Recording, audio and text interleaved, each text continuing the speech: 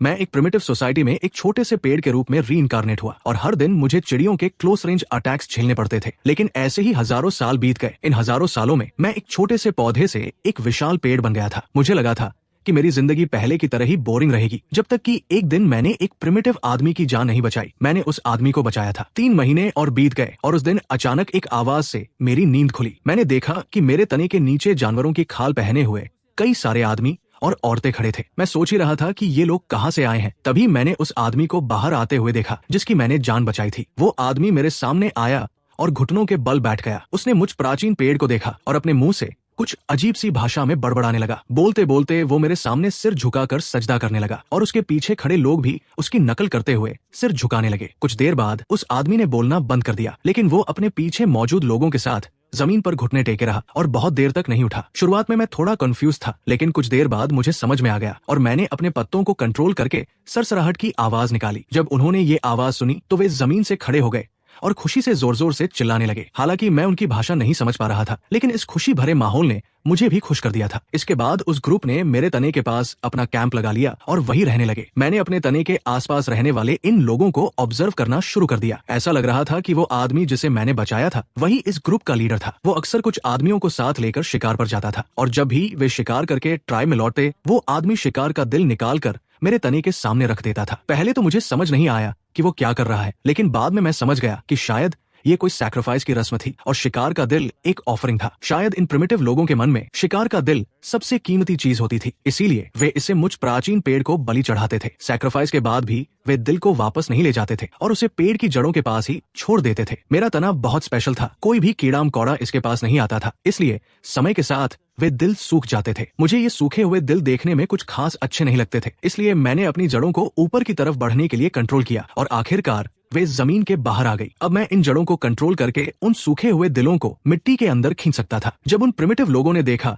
कि सैक्रिफाइस किए गए दिल गायब हो गए हैं, तो उनके बीच अचानक घबराहट फैल गई। वो आदमी तुरंत अपने कबीले वालों के साथ मेरे सामने घुटनों पर बैठ गया और लगातार सिर झुकाने लगा। ये तब तक चलता रहा जब तक मैंने अपने पत्तों से आवाज नहीं निकाली, जिसके बाद उन लोगों ने राहत की सांस ली और खड़े हो गए। उसके बाद भी सैक्रिफाइस की रस्में होती रहीं और मैं चुपचाप रात में उन दिलों को जमीन में दफना देता था। कुछ बार ऐसा होने के बाद उन प्रिमिटिव लोगों को भी इसकी आदत हो गई और अब वे मेरी और भी ज्यादा पूजा करने लगे। हर कुछ समय बाद लीडर की अगुवाई में पूरा ट्राइब मिलकर एक बड़ा सैक्रिफाइस इवेंट करता था। मैंने कई सालों तक उन्हें ऑब्जर्व किया और आखिरकार मैं उनकी भाषा सीख गया। अब मुझे इस बात की चिंता नहीं थी कि मैं उनकी बातें नहीं समझ पाऊंगा। एक और सैक्रिफाइस के दिन वो आदमी जिसे मैंने बचाया था अपने लोगों को लेकर पेड़ के नीचे आया। उनकी बातचीत सुनकर मुझे पता चला कि उस आदमी का नाम शी फेंग था। इन प्रिमिटिव लोगों का कोई सरनेम नहीं होता था, सिर्फ नाम होते थे। जब भी कोई बच्चा पैदा होता था तो वे रैंडमली किसी भी देखी हुई चीज को चुन लेते थे और थोड़ा बहुत बदल कर उसे नाम बना देते थे। इस आदमी के नाम का मतलब था पूर्व की पहाड़ की चोटी। शी फेंग मेरे सामने आया और उसने एक जंगली सुअर का ताजा निकाला हुआ दिल ऊपर उठाया। वो कुछ बोलते हुए उस दिल को भेंट कर रहा था और उसकी बातों का सीधा सा मतलब था कि वो मुझ प्राचीन पेड़ से प्रोटेक्शन मांग रहा था ताकि मैं उन्हें ज्यादा से ज्यादा शिकार दूं, उनकी सुरक्षा करूं और नए पैदा हुए बच्चों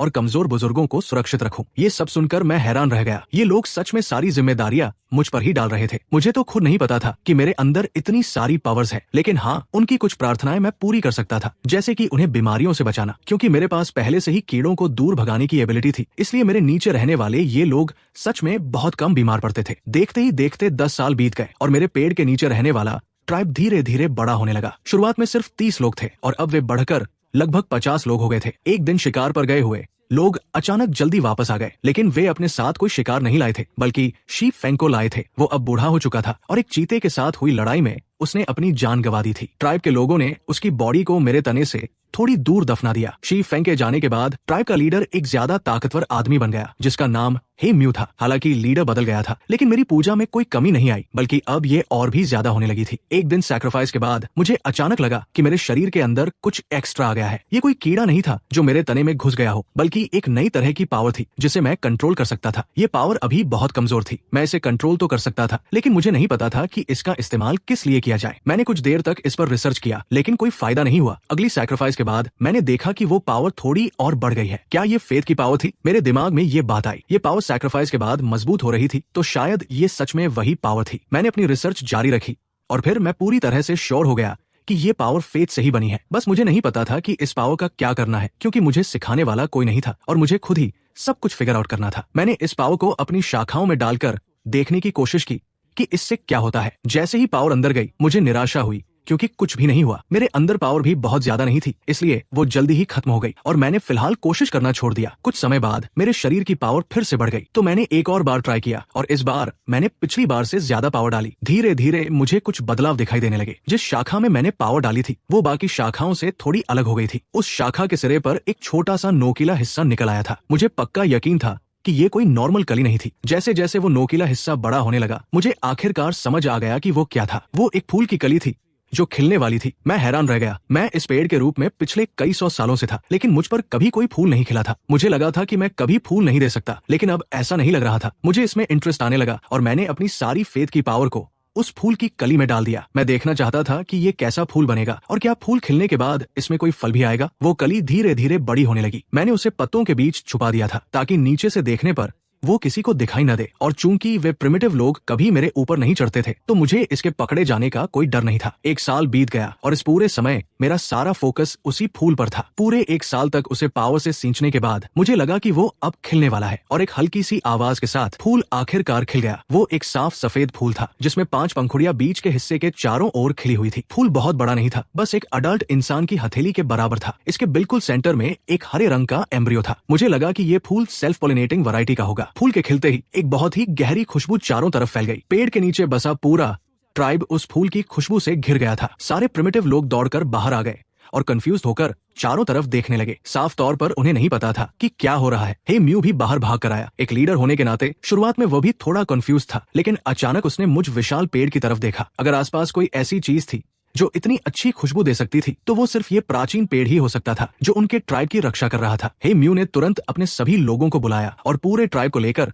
पेड़ के नीचे दौड़ आया। वे सब एक साथ घुटनों के बल बैठ गए और मुझ प्राचीन पेड़ की पूजा करने लगे। उसी पल मुझे महसूस हुआ कि मेरे शरीर में बहुत सारी नई पावर आ गई है। ये पावर पिछली किसी भी सैक्रिफाइस से मिलने वाली पावर से कहीं ज्यादा थी। मैंने अंदाजा लगाया कि ये पावर शायद इस बात पर डिपेंड करती थी कि ये लोग मुझे लेकर कितने डिवोटेड हैं। जितनी ज्यादा गहरी श्रद्धा से वे पूजा करेंगे, मुझे उतनी ही ज्यादा पावर मिलेगी। इन प्रिमिटिव लोगों के मन में ये गहरी खुशबू इस प्राचीन पेड़ का एक नया चमत्कार थी। मैंने इस नई मिली पावर को वापस उस फूल में डाल दिया, जिससे वो खुशबू अचानक और भी ज्यादा गहरी हो गई और जमीन पर बैठे वे प्रिमिटिव लोग और भी ज्यादा भक्ति के साथ मेरी पूजा करने लगे। अचानक भीड़ में मौजूद एक बूढ़े आदमी ने हैरानी से अपने दोनों हाथ ऊपर उठाए। उसने देखा कि उसकी हथेलियां जो पहले झुर्रियों से भरी हुई थी, अब धीरे धीरे लाल और स्वस्थ हो रही थी। सिर्फ यही नहीं, उसे महसूस हुआ कि उसकी फिजिकल स्ट्रेंथ भी धीरे धीरे वापस आ रही है और उसका कमजोर हो चुका शरीर फिर से जवान हो रहा है। जब उसे इस बात का एहसास हुआ तो वो जोर से चिल्लाया, प्राचीन पेड़ का चमत्कार, प्राचीन पेड़ का चमत्कार। हे म्यू ने भी जल्दी ही इस बदलाव को नोटिस किया। उसने पेड़ के सामने अपना सिर झुकाया और जोर से चिल्लाया, कबीले के लोगों, जल्दी से प्राचीन पेड़ की पूजा करो। ये खुशबू प्राचीन पेड़ का हमारे ट्राइब के लिए एक आशीर्वाद है। प्राचीन पेड़ अपनी पावर से हमें एक अमर शरीर और शानदार ताकत दे रहा है। हे म्यू के इतना कहते ही बाकी लोगों ने भी अपने शरीर में हो रहे बदलावों को महसूस किया। अब इन सभी प्रिमिटिव लोगों का मुझ पर विश्वास और भक्ति एक लेवल और ऊपर पहुंच चुकी थी। तभी हे म्यू अचानक खड़ा हो गया। उसने अपने दोनों हाथ सिर के ऊपर उठाए और मेरी तरफ देखते हुए जोर से चिल्लाया, शक्तिशाली प्राचीन पेड़, मैं प्रार्थना करता हूँ कि आप हमारे टोटम बन जाएं। मैं आपसे विनती करता हूँ कि आप हमें अपना नाम दे। हम पीढ़ी दर पीढ़ी आपकी पूजा करेंगे, आपको ऑफरिंग्स देंगे और इस पूरी जमीन पर आपका नाम फैलाएंगे। हे म्यू के इतना कहते ही वो फिर से जमीन पर घुटनों के बल बैठ गया। सभी प्रिमिटिव लोग एकदम चुप हो गए और एक साथ घुटने टेक कर बैठ गए। किसी की भी कोई आवाज निकालने की हिम्मत नहीं हो रही थी। मैंने इन लोगों की तरफ देखा जाए तो अब ये लोग मेरे फॉलोअर्स बन चुके थे। मैंने थोड़ी देर सोचा, इन लोगों का टोटम बनने में मेरा भी तो फायदा था। इसलिए मैंने अपने तने को कंट्रोल करके सरसराहट की जोरदार आवाज निकाली। इस आवाज को सुनते ही हे म्यू ने तुरंत अपना सिर उठाया। उसकी आंखों में एक अजीब सा जुनून था और उसने एक्साइटमेंट में जोर से चिल्लाया, प्राचीन पेड़ राजी हो गए हैं। आज से प्राचीन पेड़ हमारे टोटम है और हम ट्री ट्राइब है। उसके पीछे खड़े सभी लोग भी जोर जोर से चिल्लाने लगे, ट्री ट्राइब, ट्री ट्राइब। मुझे भी थोड़ी खुशी महसूस हुई। सैकड़ों सालों बाद आखिरकार मैंने थोड़ा नाम कमा लिया था। मैंने नई मिली पावर में से कुछ और हिस्सा फूल में डाल दिया, जिससे खुशबू की और भी लहरें फैलने लगी। मैं नीचे खड़े इन प्रिमिटिव लोगों में हो रहे बदलावों को भी देख रहा था। मेरे फूल की खुशबू के असर से इन सभी लोगों के शरीर में अलग अलग लेवल के बदलाव आए थे। बूढ़े थोड़े जवान हो गए थे, जवान लोग और ज्यादा ताकतवर हो गए थे। हालांकि बच्चों में कोई खास बदलाव नहीं दिख रहा था, लेकिन असल में उन पर भी असर पड़ा था। जब वे बड़े होंगे तो वे दूसरों के मुकाबले ज्यादा मजबूत, हेल्दी और होशियार होंगे। मैंने जल्दी ही फूल की खुशबू को फैलने से रोक लिया। मैं इन लोगों को यहाँ हमेशा के लिए रुकने नहीं दे सकता था, क्योंकि रोजमर्रा के काम भी तो जरूरी थे। जब सूरज ऊपर आया तो मैंने फूल को फिर से खोल दिया, लेकिन इस बार मैंने खुशबू को बस थोड़ा सा ही फैलने दिया। मैं इस बात का भी इंतजार कर रहा था कि ये फूल कब मुरझाएगा और इसमें से फल निकलेगा। मुझे इस बात की कोई चिंता नहीं थी कि इसमें फल नहीं आएगा, क्योंकि ये साफ था कि ये कोई नॉर्मल फूल नहीं था। इसे नेचर के रूल्स को फॉलो करने की कोई जरूरत नहीं थी। इसमें फल तो पक्का आएगा। लेकिन ठीक उसी समय मुझे दूर से आती हुई एक भिनभिनाहट की आवाज सुनाई दी,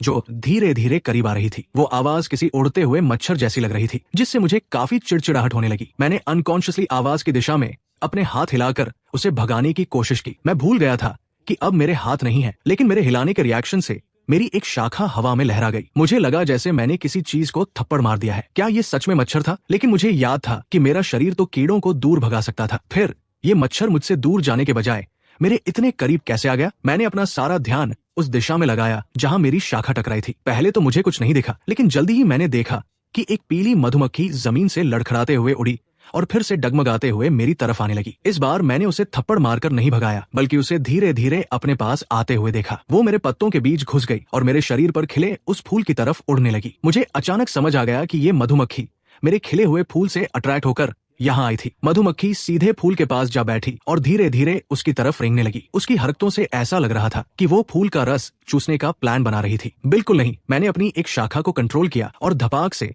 उस मधुमक्खी को जोरदार चाबुक मारकर दूर फेंक दिया। लेकिन एक चाबुक खाने के बाद भी वो मधुमक्खी हार नहीं मान रही थी और फिर से फूल की तरफ रेंगने लगी। मेरे लगातार शाखाओं से पीटने के बाद आखिरकार उस मधुमक्खी को होश आया। उसने कंफ्यूज होकर अपना सिर घुमाया। मैं कहा हूँ, हाँ, मुझे एक फूल की खुशबू आई थी और मैंने सोचा कि जाकर थोड़ा रस चूस लूं। सही कहा, फूल का रस। मधुमक्खी ने चारों तरफ देखा और तुरंत उस खिले हुए फूल को ढूंढ लिया। वो फिर से फूल की तरफ दौड़ पड़ी। मैं आ रही हूँ, छोटे फूल। मेरा दिमाग खराब हो गया और मुझे हार मानकर उसे फिर से एक बार चाबुक मारना पड़ा। इस बार वो मधुमक्खी आखिरकार शांत हो गई। उसने उस शाखा को देख लिया था जो उसे पीट रही थी। मुझे लगा था कि ये मधुमक्खी अब यहाँ से चली जाएगी, लेकिन इसके बजाय उसने तो यही अपना घर बसा लिया। ये बात मुझे समझ नहीं आई। क्या मेरे तने में कीड़ों को दूर भगाने की पावर नहीं थी? फिर ये मधुमक्खी यहाँ से क्यों नहीं भागी? या शायद इस भगाने वाली पावर की भी कोई लिमिट थी जो मुझे अभी तक समझ नहीं आई थी। मैंने भी उस मधुमक्खी को नहीं भगाया। अगर मैं चाहता तो बस अपनी एक शाखा को हिलाकर आसानी से उसे वहां से निकाल सकता था, लेकिन मुझे लगा कि ये मधुमक्खी कुछ अलग थी, इसलिए मैंने उसे अपने तने पर घर बनाने दिया। मधुमक्खी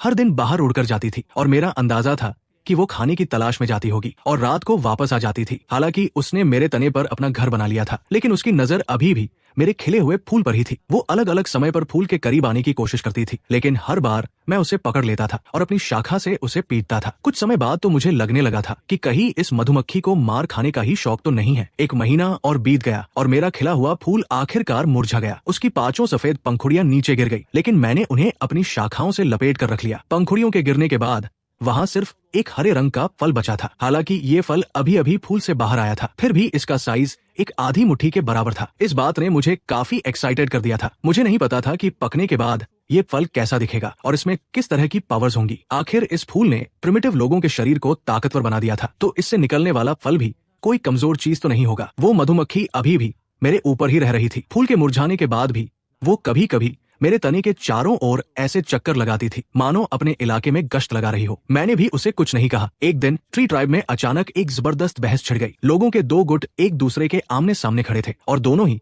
गुट अपनी अपनी बात मनवाने की कोशिश कर रहे थे। हमें उन लोगों को भगा देना चाहिए। प्राचीन पेड़ सिर्फ हमारे ट्री ट्राइब का है, कोई और कबीला इस पर कब्जा करने के बारे में सोच भी नहीं सकता। बिल्कुल, हमें उन सबको मार डालना चाहिए। प्राचीन पेड़ सिर्फ हमारा है। दूसरे गुट की राय एकदम अलग थी। वे बस हमारे ट्राइब के पास से गुजर रहे हैं, उन्हें जाने दो। हम उन पर हमला क्यों करें? जब हम माइग्रेट होकर यहाँ आए थे तब हम भी दूसरे कबीलों के इलाकों से गुजरे थे, लेकिन उन्होंने हम पर कोई हमला नहीं किया। हमें ऐसा काम नहीं करना चाहिए। हम और वे एक जैसे नहीं हैं। जब हम दूसरे कबीलों के इलाकों से गुजरते थे तो तुरंत वहां से चले जाते थे, लेकिन इन लोगों ने हमारे इलाके में कैंप लगाने का फैसला किया है। वे पक्का इस जमीन पर कब्जा करना चाहते हैं। हमें उन्हें बाहर निकालना ही होगा। मैंने चुपके से उनकी बातें सुनी और समझ गया कि इन लोगों की बहस का कारण क्या था। हे म्यू इन दोनों लड़ते हुए गुटों के बीच शांति से बैठा था और कुछ नहीं बोल रहा था। इसीलिए दोनों गुट अभी भी लड़ रहे थे और हर कोई उसे अपने पक्ष में करने की कोशिश कर रहा था। ट्री ट्राइब के लीडर के तौर पर उसे बस किसी एक की बात माननी थी और ये मामला वही खत्म हो जाता। लीडर साहब, आपको क्या लगता है हमें क्या करना चाहिए? आखिरकार किसी ने उससे ये सवाल पूछ ही लिया, लेकिन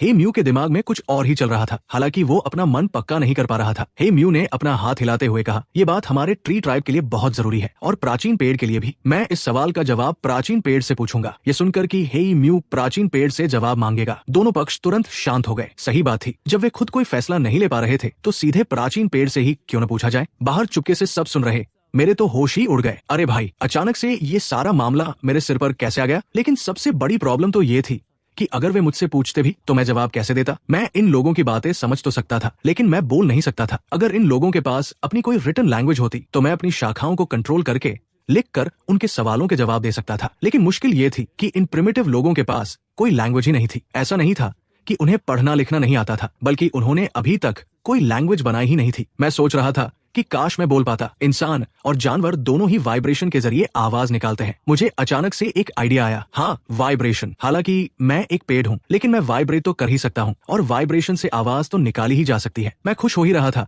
कि अचानक मुझे अपनी गलती का एहसास हुआ। नहीं, सिर्फ वाइब्रेशन से काम नहीं चलेगा। मैं ज्यादा से ज्यादा अपनी एक शाखा को कंट्रोल करके उसे अपने तने से टकरा सकता था, जिससे सिर्फ एक ठक ठक की आवाज आती। ये बात करने से कोसों दूर था। मैंने फिर से सोचना शुरू किया। इंसान बोलने के लिए गले और सांस की नली का इस्तेमाल करता है। मुझे याद था कि जब फेफड़ों की हवा वोकल कॉर्ड से होकर गुजरती है तो वोकल कॉर्ड्स के वाइब्रेट होने से एक खास आवाज निकलती है। मेरे पास वोकल कॉर्ड्स ही तो नहीं है, तो क्यों न मैं खुद ही बना लूं? ये सोचते ही मैंने कोशिश करनी शुरू कर दी। मैंने एक शाखा चुनी और उसे ग्रो करने लगा। मैंने थोड़ी सी फेथ की पावर इस्तेमाल की। इस एनर्जी को अच्छे से कंट्रोल करके मेरी शाखाएं बहुत तेजी से बढ़ सकती थी। मैं उसे पावर देते हुए उस शाखा की ग्रोथ को कंट्रोल कर रहा था ताकि वो मेरी यादों में मौजूद वोकल कॉर्ड्स जैसी शेप ले सके। इस प्रोसेस में शायद बहुत टाइम लगता, लेकिन मेरे पास टाइम ही टाइम था और फेथ की पावर का भी सपोर्ट था। शाखाओं के बढ़ने की स्पीड काफी तेज हो गई थी और सिर्फ कुछ ही मिनटों में मैंने एक बेसिक वोकल कॉर्ड का स्ट्रक्चर तैयार कर लिया। इसके बाद मैंने अपनी शाखाओं को कंट्रोल करके एक खाली कैविटी बनाई। ये कैविटी फेफड़ों का काम करने वाली थी, जो हवा को अंदर खींचकर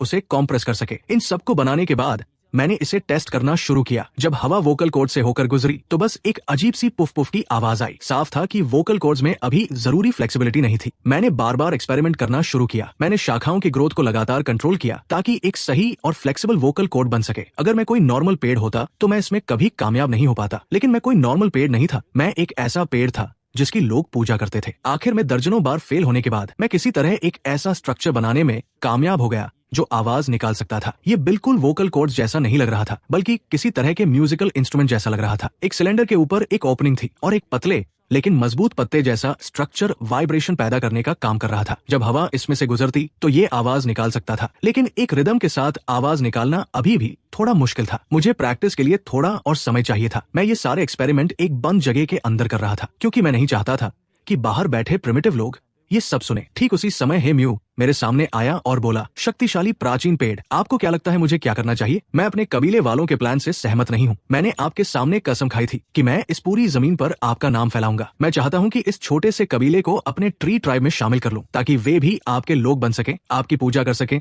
और ऑफरिंग्स दे सके। ये सुनकर मैं चौंक गया। मैंने बिल्कुल नहीं सोचा था कि हे म्यू के दिमाग में ऐसा कुछ चल रहा होगा, लेकिन मुझे उसका ये आइडिया पसंद आया। अगर ज्यादा लोग मुझ पर फेथ रखेंगे तो मुझे और भी ज्यादा फेथ की पावर मिलेगी। बहुत बढ़िया लड़के, तुम्हारा आइडिया तो कमाल का है, लेकिन अब सवाल ये था कि मैं हे म्यू को जवाब कैसे दूं? मैंने थोड़ा सोचा और मुझे एक तरीका मिल गया। मैंने अपनी एक शाखा को कंट्रोल किया और उसे नीचे की तरफ बढ़ाया। उस शाखा पर कोई पत्ता नहीं था और उसका सिरा एकदम नुकीला था। जब हे म्यू ने उस शाखा को नीचे आते देखा तो वो डर के मारे तुरंत जमीन पर घुटनों के बल बैठ गया। उसने अपना सिर जमीन से टिका लिया और हिलने की भी हिम्मत नहीं कर पा रहा था। मुझे थोड़ा अजीब लगा, लेकिन मुझे जो करना था वो तो करना ही था। मैंने उस शाखा से उसके पैरों के पास की मिट्टी पर ड्राइंग बनाना शुरू कर दिया और जल्दी ही एक आसान सी ड्राइंग तैयार हो गई। हालांकि मेरी ड्राइंग बहुत अच्छी नहीं थी, लेकिन मैं जो समझाना चाहता था वो साफ समझ आ रहा था। मैंने देखा कि हे म्यू अभी भी जमीन पर पड़ा है, तो मैंने शाखा को कंट्रोल करके उसके सिर को हल्का सा छुआ। तब जाकर हे म्यू ने अपना सिर उठाया और मैंने शाखा से उसके सामने जमीन पर बनी ड्राइंग की तरफ इशारा किया। हे म्यू ने नीचे देखा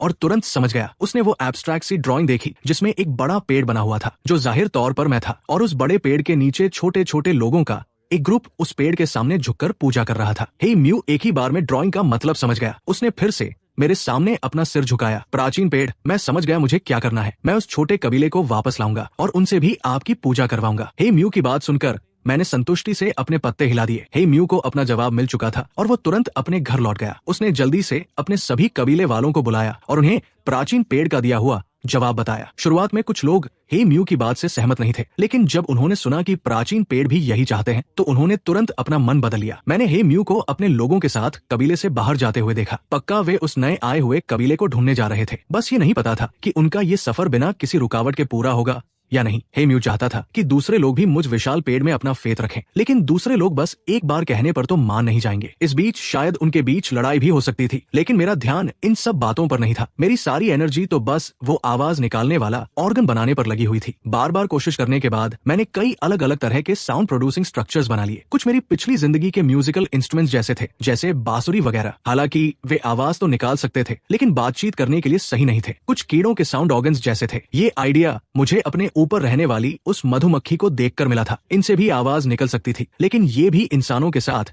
कम्युनिकेट करने के लायक नहीं थे। आखिर में मैं एक ऐसा स्ट्रक्चर बनाने में कामयाब हो ही गया जो इंसानों की तरह बात कर सकता था। सैकड़ों बार प्रैक्टिस करने के बाद मैंने बोलने की स्किल को पूरी तरह से मास्टर कर लिया। इस प्रोसेस में मुझे पूरे 6 दिन लग गए। ये काम पूरा होने के बाद ही मुझे दूसरी चीजों पर ध्यान देने का समय मिला। मैंने ट्री ट्राइब की तरफ कुछ नजरें दौड़ाई, लेकिन मुझे हे म्यू कहीं नहीं दिखा। शायद वो अभी तक लौटा नहीं था। मैं भी बोर हो रहा था, तो मैंने चुपके से आवाज निकालने वाली एक शाखा को उस मधुमक्खी के पास खिसका दिया। अचानक मधुमक्खी की भिनभिनाहट जैसी एक आवाज आई, जिसने उस मधुमक्खी को एकदम से चौंका कर जगा दिया। वो घबराकर उड़ने लगी और चारों तरफ मंडराने लगी। ऐसा लग रहा था मानो वो ढूंढ रही हो कि आवाज कहाँ से आ रही है। उसे ऐसे इधर उधर उड़ते देखकर मैं चुपचाप हंसने लगा। ये बिल्कुल वैसा ही फील हो रहा था जैसे कोई कुत्ते या बिल्ली के साथ खेल रहा हो। बस फर्क इतना था कि मैं एक मधुमक्खी के साथ खेल रहा था। मुझे शक था कि ये कोई आम मधुमक्खी नहीं थी। ये हमेशा अकेले ही रहती थी। मैंने कभी इसके जैसी कोई दूसरी मधुमक्खी नहीं देखी थी, और इस मधुमक्खी का साइज भी थोड़ा बड़ा था, लगभग एक अडल्ट इंसान की मुट्ठी के बराबर। एक नॉर्मल मधुमक्खी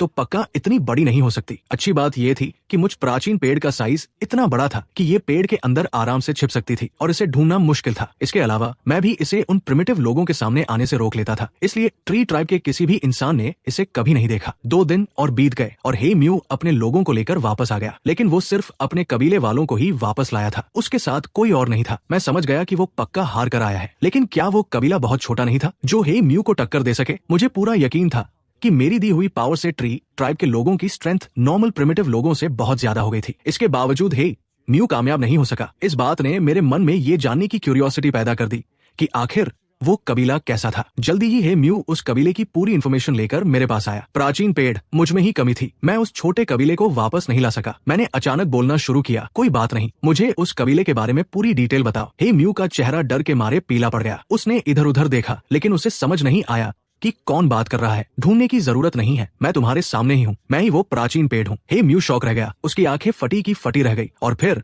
वो जमीन पर लेट गया। उसने डर और सम्मान से कांपते हुए कहा, प्राचीन पेड़, आप बोल सकते हैं। मेरे जवाब देने से पहले ही हे म्यू खुद से ही बड़बड़ाने लगा। मेरी ही गलती थी। प्राचीन पेड़ तो जाहिर है बोल ही सकते हैं। पक्का पहले हमारी भक्ति में कोई कमी रह गई थी। हम आपको खुश नहीं कर पाए थे, इसीलिए आपने हमसे बात नहीं की। मैं थोड़ा सुन्न रह गया। खैर छोड़ो, अब कौन समझाए। इस बात को अभी किसी को मत बताना, और ट्री ट्राइब के बाकी लोगों को भी ये पता नहीं चलना चाहिए। तुम अभी बस मुझे उस दूसरे कबीले के बारे में सब कुछ बताओ। मैंने ऐसा इसलिए कहा क्योंकि मुझे डर था कि कहीं हे म्यू जोर जोर से चिल्लाकर पूरे ट्री ट्राइब को मेरी पूजा करने के लिए न बुला ले। हालांकि हर पूजा से मुझे बहुत सारी फेथ की पावर मिलती थी, लेकिन बार बार ये सब होना बहुत अनोइंग हो गया था। और वैसे भी बिना पूजा के भी मुझे फेथ की पावर मिलती ही रहती थी, बस उसके बनने की स्पीड थोड़ी कम होती थी। हे म्यू जमीन से उठा। उसके चेहरे पर एक बेवकूफों वाली मुस्कान थी। प्राचीन पेड़, ये तो बहुत बढ़िया है, आप बात कर सकते हैं। ये सच में बहुत अच्छा है। हाँ, तो मैंने अपने लोगों को लेकर उस छोटे कबीले पर हमला किया। उस कबीले में कुल मिलाकर 30 के करीब लोग हैं। अगर सिर्फ लोगों की गिनती की बात करें तो हमारे ट्री ट्राइब को उनसे डरने की कोई जरूरत नहीं है। तो फिर तुम हार कर कैसे आए? हे म्यू ने वजह बताई। भले ही उस कबीले में लोग कम हैं, लेकिन उनका भी एक टोटम है। टोटम? मैंने फिर से ये शब्द सुना। क्या इस दुनिया में टोटम का कोई खास मतलब है? वे किस टोटम में फेथ रखते हैं? हे म्यू ने जवाब दिया, उस कबीले का टोटम एक ब्लैक टर्टल है। वे माइग्रेट करते समय अपने टोटम को अपने साथ लेकर आए हैं। क्या टोटम को साथ भी ले जाया जा सकता है? मैंने चुपचाप इस जानकारी को याद रखा। अफसोस, मैं एक पेड़ हूँ और अपनी मर्जी से कहीं भी नहीं जा सकता। हे म्यू आगे बोला, मैं उस कबीले के लीडर से मिला। मैंने उनके सामने शर्त रखी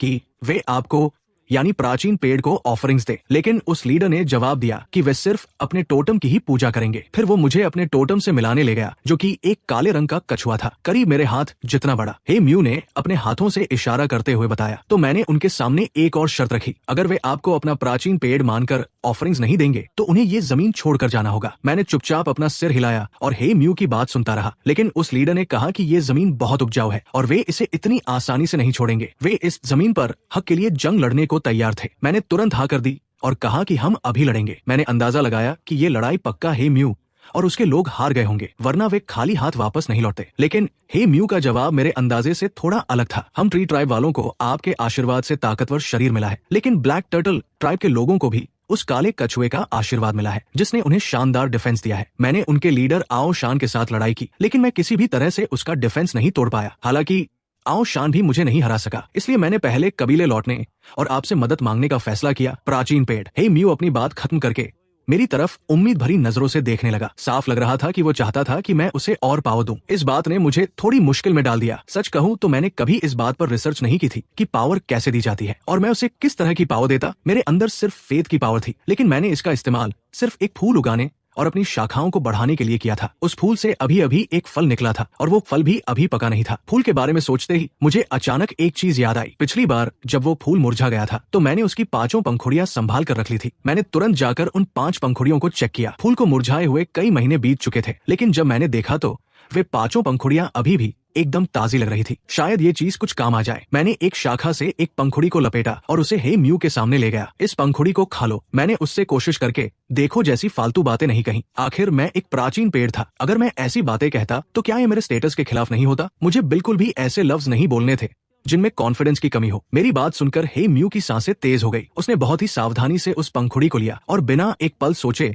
उसे अपने मुंह में डाल लिया। पंखुड़ी को मुंह में डालते ही हे म्यू की आंखें फटी की फटी रह गई। फिर वो तने के सामने बैठ गया और पंखुड़ी के अंदर मौजूद एनर्जी को एब्जॉर्ब करने लगा। उस फूल को मैंने अपनी बहुत सारी फेथ की पावर से सींचा था। वो कोई मामूली चीज नहीं थी। हे म्यू आंखें बंद किए बैठा था। उसे बस ऐसा लग रहा था मानो उसके हाथ पैरों में लगातार पावर भर रही हो। ये फीलिंग वैसी ही थी जैसी उसे तब महसूस हुई थी जब उसने फूल की खुशबू सूंघी थी, लेकिन ये उससे कहीं ज्यादा स्ट्रॉन्ग थी। हे म्यू को जल्दी ही उस फूल की खुशबू की याद आ गई। क्या ये उसी खुशबूदार फूल की पंखुड़ी है? हे म्यू अंदर ही अंदर इतना इमोशन हो गया कि उसकी आंखों से आंसू छलक पड़े। प्राचीन पेड़ उस पर कितने मेहरबान थे। उन्होंने उसे इतनी कीमती चीज दे दी थी। तभी अचानक मेरे शरीर में भारी मात्रा में फेथ की पावर आ गई। ये अमाउंट लगभग उतना ही था जितना ट्री ट्राइब के एक सैक्रिफाइस इवेंट से मिलता था। मैंने पेड़ के नीचे बैठे हे म्यू को देखा। मुझे लगा कि ये फेथ की पावर पक्का इसी के अंदर से आ रही है। अगर फेथ के लेवल्स बनाए जाए तो हे म्यू पक्का एक कट्टर फॉलोअर माना जाएगा। हे म्यू को धीरे धीरे लगने लगा कि उसके शरीर में कुछ नया आ गया है। उसे नहीं पता था कि वो क्या चीज थी, लेकिन उसे महसूस हो रहा था कि वो उसके पूरे शरीर में दौड़ रही है और हर एक चक्कर के साथ हे म्यू को ऐसा लग रहा था कि वो और ज्यादा ताकतवर होता जा रहा है। और मेरा एक्सपीरियंस तो इससे भी ज्यादा गहरा था। मुझे अचानक महसूस हुआ कि मेरे सामने बैठे हैं म्यू और मेरे बीच जैसे कोई ब्लड कनेक्शन जुड़ गया हो। ये कोई वहम नहीं था, ये सच में वैसी ही फीलिंग थी। ऐसा लग रहा था मानो हे म्यू मेरी कोई शाखा हो, लेकिन शाखा से अलग भी। मैं बस उसे महसूस कर सकता था, लेकिन उसे कंट्रोल नहीं कर सकता था। तभी हे म्यू ने अपनी आंखें खोली और झटके से खड़ा हो गया। उसने आसमान की तरफ देखकर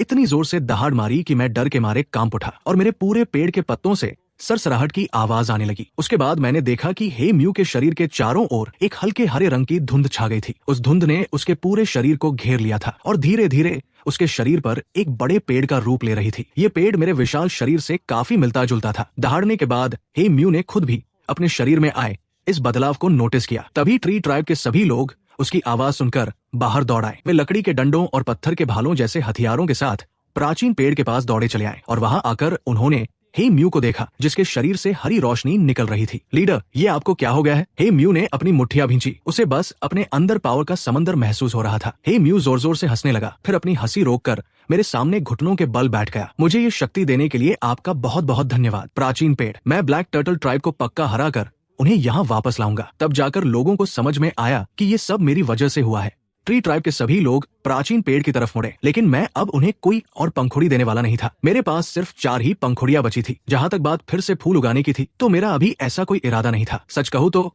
उस पंखुड़ी का असर मेरी उम्मीदों से कहीं ज्यादा था। मैंने ही म्यू के अंदर जागी उस पावर को ब्लड लाइन पावर का नाम दिया। ये पावर मुझे उसके साथ एक ब्लड कनेक्शन का एहसास कराती थी, इसलिए मुझे ये नाम बिल्कुल सही लगा। हे म्यू अपने लोगों के साथ एक बार फिर निकल पड़ा था। इस बार वो ब्लैक टर्टल ट्राइब के लीडर को हराकर उन्हें पूरी तरह से सरेंडर करवाना चाहता था। हे म्यू के ट्री ट्राइब से दूर जाने के बाद भी मुझे महसूस हुआ कि मैं उसकी लोकेशन को थोड़ा बहुत ट्रैक कर सकता था। शायद ये भी ब्लड लाइन पावर का ही कमाल था। जा जा जा, मुझे एक आवाज सुनाई दी। मैं समझ गया कि खाने की तलाश में गई वो मधुमक्खी वापस आ गई थी। जब वो मेरे तने पर उतरी तब मैंने देखा कि उसकी हालत कुछ ठीक नहीं थी। उसके शरीर पर किसी अनजान जीव का खून लगा हुआ था और उसका एक पैर लटक रहा था, शायद टूट गया था। ऐसा लग रहा था जैसे उसकी किसी और जीव से लड़ाई हुई थी और उसे गहरी चोटें आई थी। वो रेंगती हुई उस जगह पर गई जहाँ एक शाखा मेरे बड़े तने से जुड़ी हुई थी और वहाँ सिकुड़ कर लेट गई। मुझे लगा कि वो कुछ देर आराम करने के बाद ठीक हो जाएगी, लेकिन अगले दिन भी वो मधुमक्खी उसी जगह पर बिना हिले डुले पड़ी रही। ऐसा लग रहा था जैसे वो मर चुकी हो। मैंने अपनी एक शाखा आगे बढ़ाई ताकि उसे पेड़ के नीचे दफना सकूं। आखिर उसने इतने लंबे समय तक मेरा साथ दिया था और मैं उसे पहले ही अपना दोस्त मान चुका था। लेकिन जैसे ही मेरी शाखा ने उस मधुमक्खी के शरीर को छुआ, उसका एक पैर हल्का सा कांप उठा। उसने बड़ी मुश्किल से अपना सिर उठाया और अपनी तरफ आती उस शाखा को देखा। मुझे अचानक उसके इमोशंस फील होने लगे। वो मुझसे मदद मांग रही थी। वो कह रही थी कि वो इस तरह मरना नहीं चाहती, वो अभी और जीना चाहती है। अगर मैं उसे बचा लूं तो वो मेरे लिए कुछ भी करने को तैयार थी। मैंने बिना सोचे हाँ कर दी, लेकिन उसे बचाना कैसे था, ये मेरे लिए एक नई मुश्किल बन गई। मेरे पास किसी की जान बचाने का कोई तरीका नहीं था। बस ट्राई करने के इरादे से मैंने अपने शरीर की फेथ की पावर को शाखाओं के जरिए मधुमक्खी के अंदर डाल दिया। वो पावर बड़ी आसानी से मधुमक्खी के शरीर में चली गई, लेकिन उसका कोई असर नहीं हुआ। उसकी हालत अभी भी मरने जैसी ही थी। ऐसा लग रहा था कि फेथ की पावर काम नहीं कर रही थी। तो मैं कोई और तरीका सोचने लगा। मुझे अपने उगाए हुए उस फूल की याद आई। उस फूल की खुशबू से लोग फिर से जवान हो गए थे। शायद वो चोट भी ठीक कर सकती थी। मैंने अपनी फेथ की पावर का इस्तेमाल करके एक बहुत ही छोटी सी कली उगाई जो बस किसी के आधे नाखून के बराबर थी। चूंकि फूल बहुत छोटा था इसलिए मुझे ज्यादा मेहनत नहीं करनी पड़ी और बहुत कम फेथ की पावर में ही वो खिल गया। उस फूल से एक हल्की सी खुशबू बाहर आई। उस खुशबू को सूंघने के बाद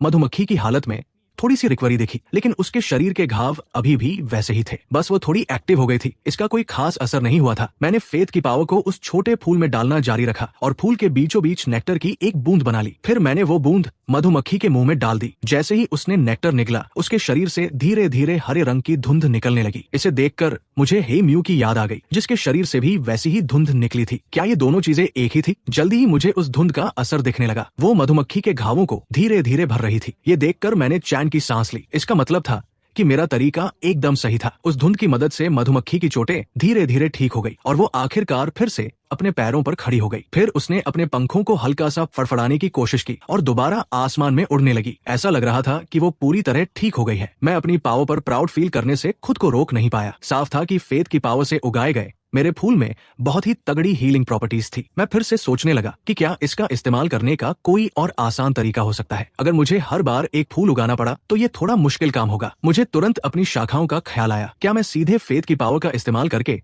कोई हीलिंग इफेक्ट वाली शाखा बना सकता हूँ? मैंने तुरंत ट्राई करना शुरू कर दिया। जल्दी ही एक बिना पत्तों वाली शाखा के सिरे पर हरे रंग की लिक्विड की एक बूंद निकल आई। मैंने मधुमक्खी को एक शाखा पर आराम करते हुए देखा तो उसे अपने पास बुलाया ताकि उस पर एक्सपेरिमेंट कर सकूं। मैंने वो लिक्विड मधुमक्खी को खिला दिया। इसे खाने के बाद उसके शरीर से सच में वैसी ही धुंध निकलने लगी। साफ था कि शाखा के उस रस का असर नेक्टर जैसा ही था। अपना जवाब पाकर मैं खुशी से उछल पड़ा। ये एबिलिटी मैंने खुद डेवलप की थी। अब मैं एक हीलर की तरह काम कर सकता था, लोगों की जान बचाने वाला एक महान पेड़। अपनी एक्साइटमेंट के बाद मैंने नोटिस किया कि मेरा और मधुमक्खी का कनेक्शन और भी गहरा हो गया था। ये फीलिंग हे म्यू के साथ होने वाले ब्लड लाइन कनेक्शन से अलग थी। मैंने पाया कि मैं उस मधुमक्खी के साथ टेलीपैथी के जरिए बात कर सकता था। हालांकि मधुमक्खी बोल नहीं सकती थी और हमेशा बस भिनभिनाती रहती थी, लेकिन मैं उसका मतलब समझ जाता था। बढ़िया, आज से तुम मेरे अंडर काम करोगी। तुम्हारा काम होगा आसपास की सिक्योरिटी और पेट्रोलिंग देखना। जा जा जा। जो हुक्म। प्राचीन पेड़। मुझे प्राचीन पेड़ मत बुलाओ। आज से मुझे बॉस बुलाना। बॉस, शायद तुम्हारा कोई नाम नहीं है। आज से तुम्हारा नाम जिन फेंग होगा। कमाल है, मेरा भी एक नाम है। आज से मैं जिन फेंग हूँ। मैंने उस छोटी मधुमक्खी को एक नाम दिया और उसे अपना सबॉर्डिनेट बना लिया। जिन फेंग, तुम्हारे पास क्या स्किल्स है? बॉस, मुझे बस चीजों को चबाना आता है। मेरे जबड़े बहुत स्ट्रांग हैं। मैं बहुत सारी चीजों को काट सकता हूँ। ये कोई खास स्किल तो नहीं लगी। मैंने सोचा इस तरह तो काम नहीं चलेगा। जिन फेंग, वो पेड़ का रस खाने के बाद क्या तुम्हें अपने अंदर कोई अजीब सी पावर महसूस हुई? मैं देखना चाहता था कि क्या मैं जिन फेंग को भी ब्लड लाइन पावर सिखा सकता हूँ। इससे शायद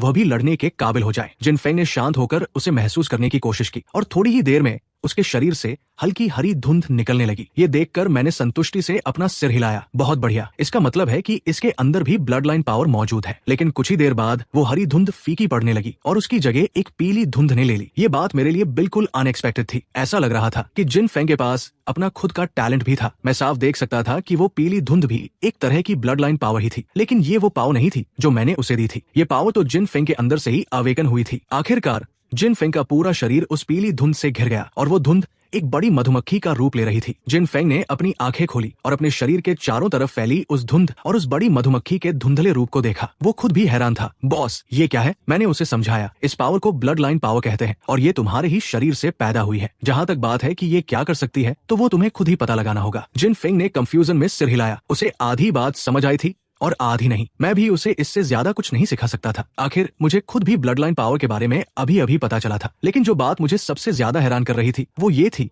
कि जिन फेंग अपनी खुद की ब्लड लाइन पावर को कैसे अवेकन कर पाया, जबकि हे म्यू ऐसा नहीं कर पाया था। हे म्यू के शरीर पर तो साफ साफ मेरे बड़े पेड़ का ही रूप दिखा था, लेकिन जिन फेंग के आसपास तो उसकी खुद की मधुमक्खी जैसी शेप बनी थी। मैं फिलहाल यही अंदाजा लगा सकता था कि शायद इंसानों का शरीर थोड़ा अलग होता है। मुझे इस पर अभी और रिसर्च करने की जरूरत थी। जिन फेंग ने अपनी पावर वापस अंदर खींच ली। बॉस, मैं थोड़ी देर के लिए बाहर जाना चाहता हूँ। मैंने पूछा, खाने की तलाश में जा रहे हो? जाओ, अब से तुम पहले की तरह ही रहना। जब भी मुझे तुम्हारी जरूरत होगी मैं तुम्हें बुला लूंगा। जिन फेंग भिनभिनाते हुए उड़ा। बॉस, दरअसल मैं बदला लेने जाना चाहता हूँ। कल जब मैं खाने की तलाश में था तो मुझे एक सांप मिला था। वो मेरा खाना छीनना चाहता था तो मेरी उससे लड़ाई हो गई और मैं हार गया। ये सुनकर मैं चौंक गया। एक मिनट, तुम एक सांप के साथ खाने के लिए लड़ रहे थे? तुम रोज खाते क्या हो? जिन फेंग ने कहा, मैं बहुत कुछ खाता हूँ, जैसे नेक्टर, फल, कीड़े मकोड़े, मुझे जो भी मिल जाए मैं खा लेता हूँ। क्या बात है, मुझे लगा था कि ये बस फूलों का रस पीने वाली एक छोटी सी मधुमक्खी है। मुझे नहीं पता था कि ये मीट भी खाती है। हालांकि गोश्त खाने वाली मधुमक्खियां सच में होती है, जैसे ततैया, हॉर्नेट और किलर बीज भी कीड़े खाती है। मुझे समझ आ गया कि मैंने जिन फेंग को समझने में गलती कर दी थी, लेकिन बात बस इतनी ही थी। मैंने जिन फेंग को सावधान रहने के लिए कहा। आखिर उसका दुश्मन एक सांप था। एक मधुमक्खी के लिए उससे निपटना पक्का मुश्किल होगा और वैसे भी एक दिन बीत चुका है। वो सांप अब तक वहाँ से भाग गया होगा। लेकिन जिन फेंग ने कहा, बॉस, वो कहीं नहीं भागेगा। वहाँ एक बहुत बड़ा कबीला है और वहाँ के लोग सांप पालते हैं। वो सांप भी उन्हीं में से किसी एक ने पाला हुआ था। एक और कबीला। मैं तुरंत जिन फेंग की बातों में छुपी इन्फॉर्मेशन समझ गया। ये बहुत ही जरूरी खबर थी। मैंने थोड़ी देर सोचा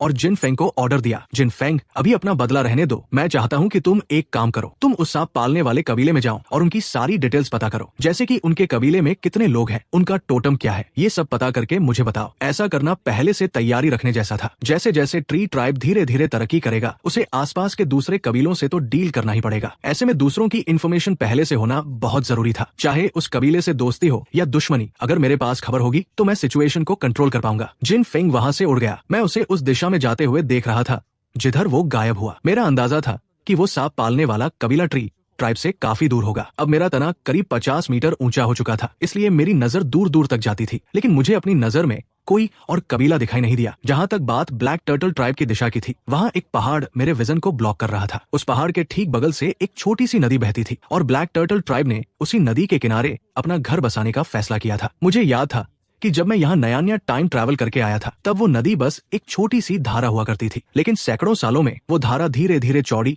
और गहरी हो गई और अब वो एक छोटी नदी बन गई है। दूसरी तरफ हे म्यू अपने कबीले के साथ ब्लैक टर्टल ट्राइब पहुंच चुका था। ब्लैक टर्टल ट्राइब बहुत बड़ा नहीं था। वे लकड़ी और घास से बने छोटे और निचले घरों में रहते थे। जब उन्होंने हे म्यू और उसके लोगों को देखा तो उन्होंने तुरंत अपने पूरे कबीले को इकट्ठा कर लिया। सारे आदमियों ने अपने हथियार उठा लिए, जबकि औरतें बच्चों को बचाने लगी। जहाँ तक बात बुजुर्गों की है, ब्लैक टर्टल ट्राइब एक लंबी जर्नी से आया था और उनके सारे बुजुर्ग रास्ते में ही मारे गए थे। हे म्यू बिना किसी डर के ब्लैक टर्टल ट्राइब के लोगों के सामने खड़ा था। उसने ब्लैक टर्टल ट्राइब की तरफ देखकर जोर से दहाड़ा, आओ शान, मैं वापस आ गया हूँ। पिछली बार हमारी लड़ाई का कोई रिजल्ट नहीं निकला था, लेकिन इस बार मैं तुम्हें पक्का हराऊंगा और तुम सबको प्राचीन पेड़ का फॉलोअर बनाऊंगा। हे म्यू ने जिसे आवाज लगाई थी वो ब्लैक टर्टल ट्राइब का लीडर था। आओ शान गुस्से से लाल चेहरे के साथ बाहर आया। हे म्यू, तुम बहुत ज्यादा उड़ रहे हो। पिछली लड़ाई से ही साबित हो गया था कि हमारे ब्लैक टर्टल उस प्राचीन पेड़ से किसी भी मामले में कम नहीं है जिसकी तुम बात करते हो। हम अपने ब्लैक टर्टल की पूजा करना कभी नहीं छोड़ेंगे। हे म्यू ने एक ठंडी आवाज में गुर्राते हुए कहा, पिछली बार बस एक इत्तेफाक था। आओ इस बार मैं तुम्हें दिखाऊंगा कि प्राचीन पेड़ की असली ताकत क्या है। दोनों ने एक दूसरे को घूरा। ट्री ट्राइब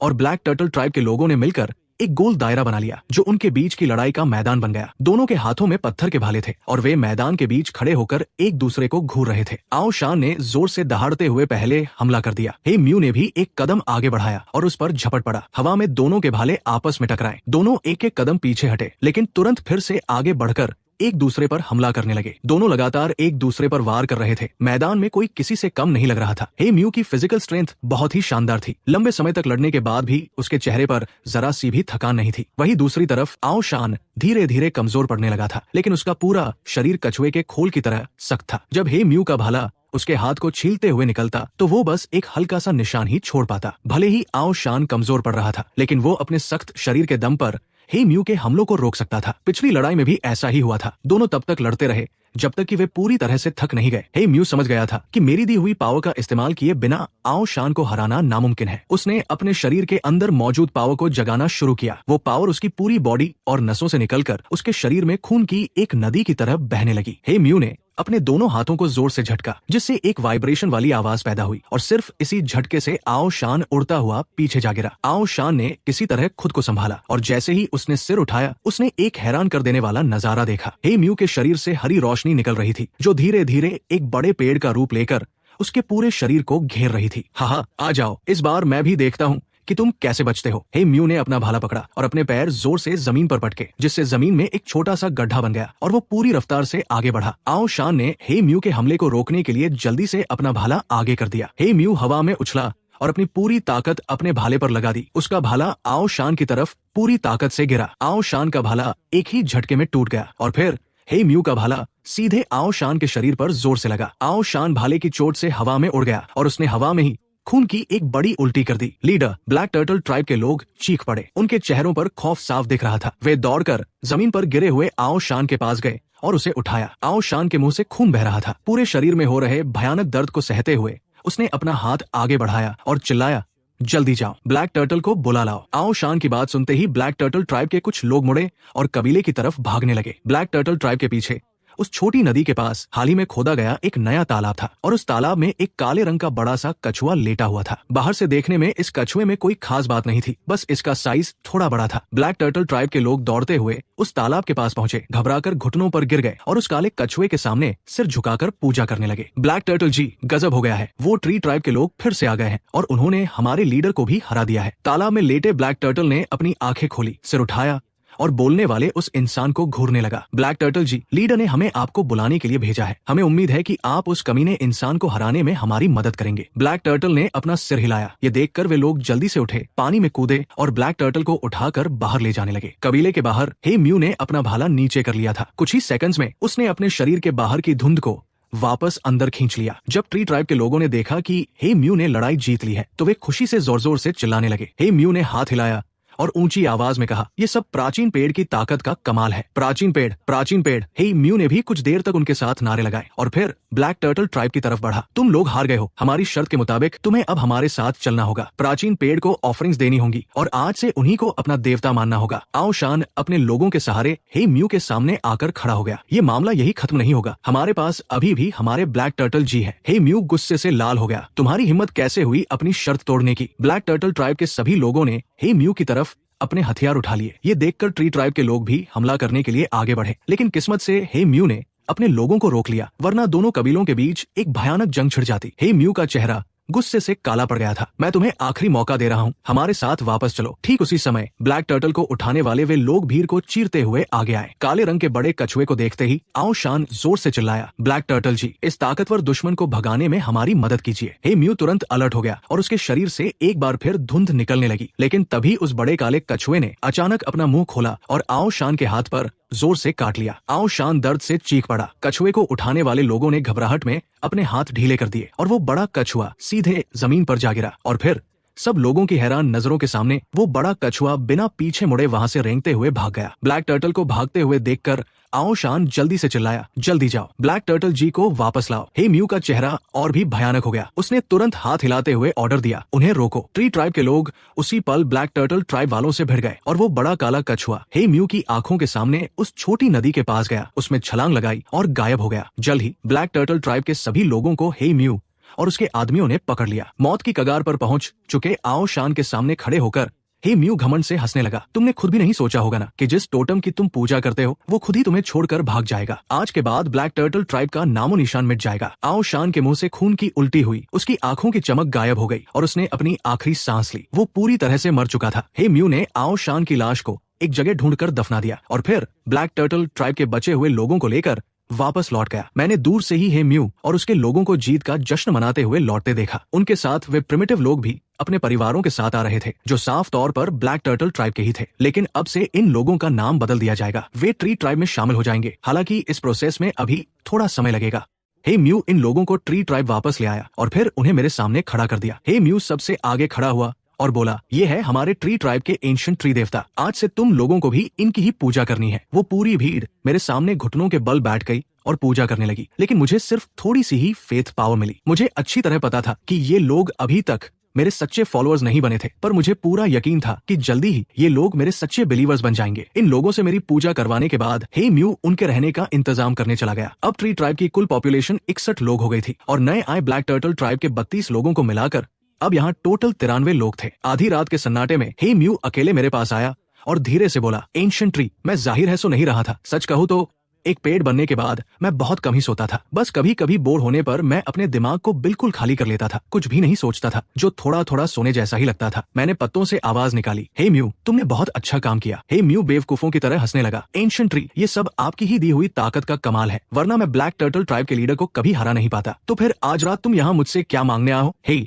म्यू ने फिर आज ब्लैक टर्टल ट्राइब को हराने का पूरा किस्सा मुझे डिटेल में सुनाया। अपनी बात खत्म करने के बाद हे म्यू ने पूछा, एंशिएंट ट्री, क्या टोटम भी अपनी मर्जी से छोड़कर जा सकते हैं? उसका सवाल सुनते ही मैं समझ गया कि उसे किस बात का डर सता रहा था। शायद उसे डर था कि एक दिन मैं भी उन्हें अचानक छोड़कर चला जाऊंगा, बिल्कुल उस ब्लैक टर्टल की तरह। मैं हंसा और बोला, हे म्यू, अगर तुम्हारा टोटम तुम्हें ताकत देना बंद कर दे तो क्या तुम किसी दूसरे टोटम की पूजा करना शुरू कर दोगे? ये सुनते ही हे म्यू के माथे पर ठंडे पसीने छूट गए। वो तुरंत जमीन पर घुटनों के बल बैठ गया और सिर झुकाकर बोला, एंशिएंट ट्री, हे म्यू हमेशा सिर्फ आप ही की पूजा करेगा। मैंने अपनी एक शाखा आगे बढ़ाई और उसे उठा लिया। घबराओ मत, मैं तो बस एक एग्जाम्पल दे रहा था और मुझे यकीन है कि तुम्हारा जवाब तुम्हारे दिल में ही है। हे म्यू मेरे सामने खड़ा था और उसका दिल बहुत तेजी से धड़क रहा था। उसने कहा, मेरे दिमाग में ऐसा कुछ नहीं है और न ही कोई जवाब है। क्या उसकी हिम्मत थी ऐसा सोचने की? बिल्कुल नहीं। मैं थोड़ा होपलेस फील करने लगा। ठीक है, मैं ही तुम्हें सीधा जवाब दे देता हूँ। जैसे तुम लोग अपना टोटम चुन सकते हो, वैसे ही टोटम भी अपने फॉलोअर्स को चुन सकता है। जिस दिन तुम्हारे किसी काम से टोटम को नफरत हो जाएगी, वो टोटम नेचुरली तुम्हें छोड़कर चला जाएगा। तुम चाहो तो कल उन ब्लैक टर्टल ट्राइब के लोगों से जाकर पूछ लेना कि आखिर उन्होंने अपने टोटम के साथ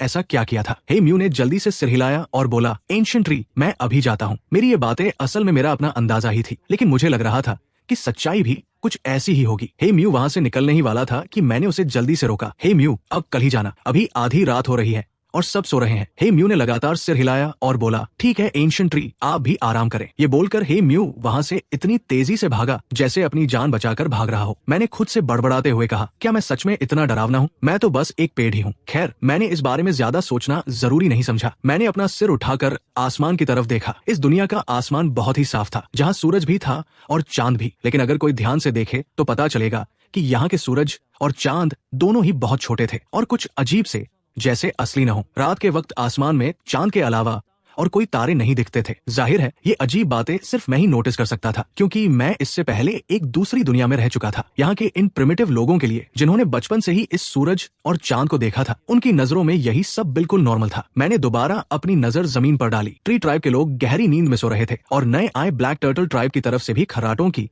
हल्की हल्की आवाजें आ रही थी। छपाक छपाक दूर बहती छोटी सी नदी से पानी में तैरने की आवाजें आने लगी, जो इस सन्नाटे भरी रात में बहुत क्लियरली सुनाई दे रही थी। मैंने अपनी नजर उस तरफ घुमाई तो देखा कि एक बड़ा सा कछुआ पानी में तैर रहा था। एक बड़ा कछुआ? क्या ये वही ब्लैक टर्टल ट्राइब का टोटम है? हे म्यू ने बताया तो था कि वो बड़ा ब्लैक टर्टल नदी में कूदकर गायब हो गया था। अचानक दिखे इस बड़े से कछुए ने मेरा इंटरेस्ट जगा दिया। मैंने अपनी ब्रांचेस को कंट्रोल किया और शू की आवाज के साथ उन्हें सीधे उस छोटी नदी की तरफ शूट कर दिया। ये ब्रांचेस बहुत स्पेशल थी, जिन्हें मैंने खास तौर पर अपनी फेथ पावर का इस्तेमाल करके बनाया था। ये किसी रस्सी की तरह नरम भी हो सकती थी और किसी लोहे की तरह मजबूत भी। मैं इन्हें अपने टेंटेकल्स कहता था। नदी के उस बड़े कछुए को इस हमले का पता तब चला जब मेरे टेंटेकल्स उसके खोल को छू चुके थे। उसने बचने के लिए पानी के अंदर डुबकी लगाने की कोशिश की, लेकिन तब तक मेरे टेंटेकल्स उसके पूरे जिस्म से लिपट चुके थे। फिर मैंने एक जोर का झटका दिया और उस बड़े से कछुए को पानी से बाहर खींच लिया। उस कछुए ने अपना बड़ा सा मुंह खोला और मेरे टेंटेकल्स पर जोर से काट लिया, ये सोचते हुए कि वो इन्हें काट कर आजाद हो जाएगा। लेकिन उसे कहाँ पता था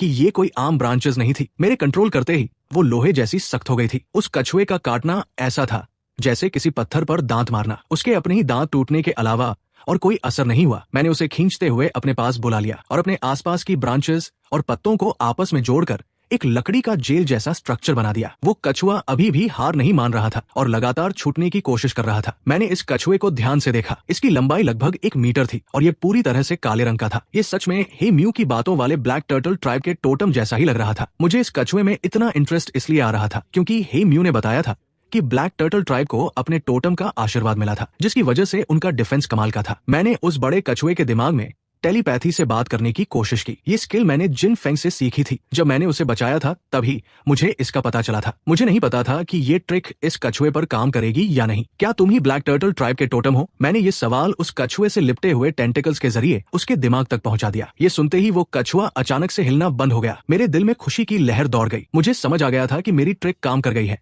और मैं मैसेज भेज सकता हूँ। लेकिन वो कछुआ वहाँ बिल्कुल सुन पड़ा था और कोई जवाब नहीं दे रहा था। मैंने उसे दोबारा मैसेज भेजा, तुम जो भी कहना चाहते हो बस अपने दिमाग में सोच लो, मुझे सब समझ आ जाएगा। मेरा इतना कहना ही था कि उस कछुए ने अपना सिर और चारों पैर फुर्ती से अपने खोल के अंदर छिपा लिए। मुझे अंदाजा नहीं था कि इस कछुए का दिल इतना छोटा होगा और ये इतना डरपोक निकलेगा। मैंने बड़ी शांति से कुछ देर इंतजार किया और आखिरकार मुझे कुछ महसूस हुआ। मैं पहले ब्लैक टर्टल ट्राइब का टोटम हुआ करता था, पर अब वो ट्राइब ही नहीं रही। बॉस, मैं तो बस एक छोटा सा आम कछुआ हूँ। मैं आपके आगे हाथ जोड़ता हूँ, मुझे जाने दो। आप ही देखो, मेरी पूरी बॉडी में सिर्फ हड्डियां हैं, थोड़ा सा भी मांस नहीं है। प्लीज मुझे मत खाना, मेरा स्वाद बहुत खराब है। मैं बिल्कुल भी अच्छा नहीं हूँ। बॉस, अगर आपको भूख लगी है तो मैं आपके लिए नदी से मछली पकड़ लाऊंगा। प्लीज मुझे आजाद कर दो, मैं रोज आपके लिए मछलियां पकड़ कर लाऊंगा। मैंने जल्दी से उस कछुए के साथ अपना कनेक्शन काट दिया। उसकी बातें तो खत्म होने का नाम ही नहीं ले रही थी, बस लगातार मुझे छोड़ने की भीख मांग रहा था। ठीक है, मैं तुम्हें छोड़ दूंगा, लेकिन पहले शांत हो जाओ, मुझे तुमसे कुछ पूछना है। मैंने उसे बस इतना मैसेज भेजा और तुरंत फिर से कनेक्शन डिस्कनेक्ट कर दिया। कुछ देर बाद मैंने आखिरकार देखा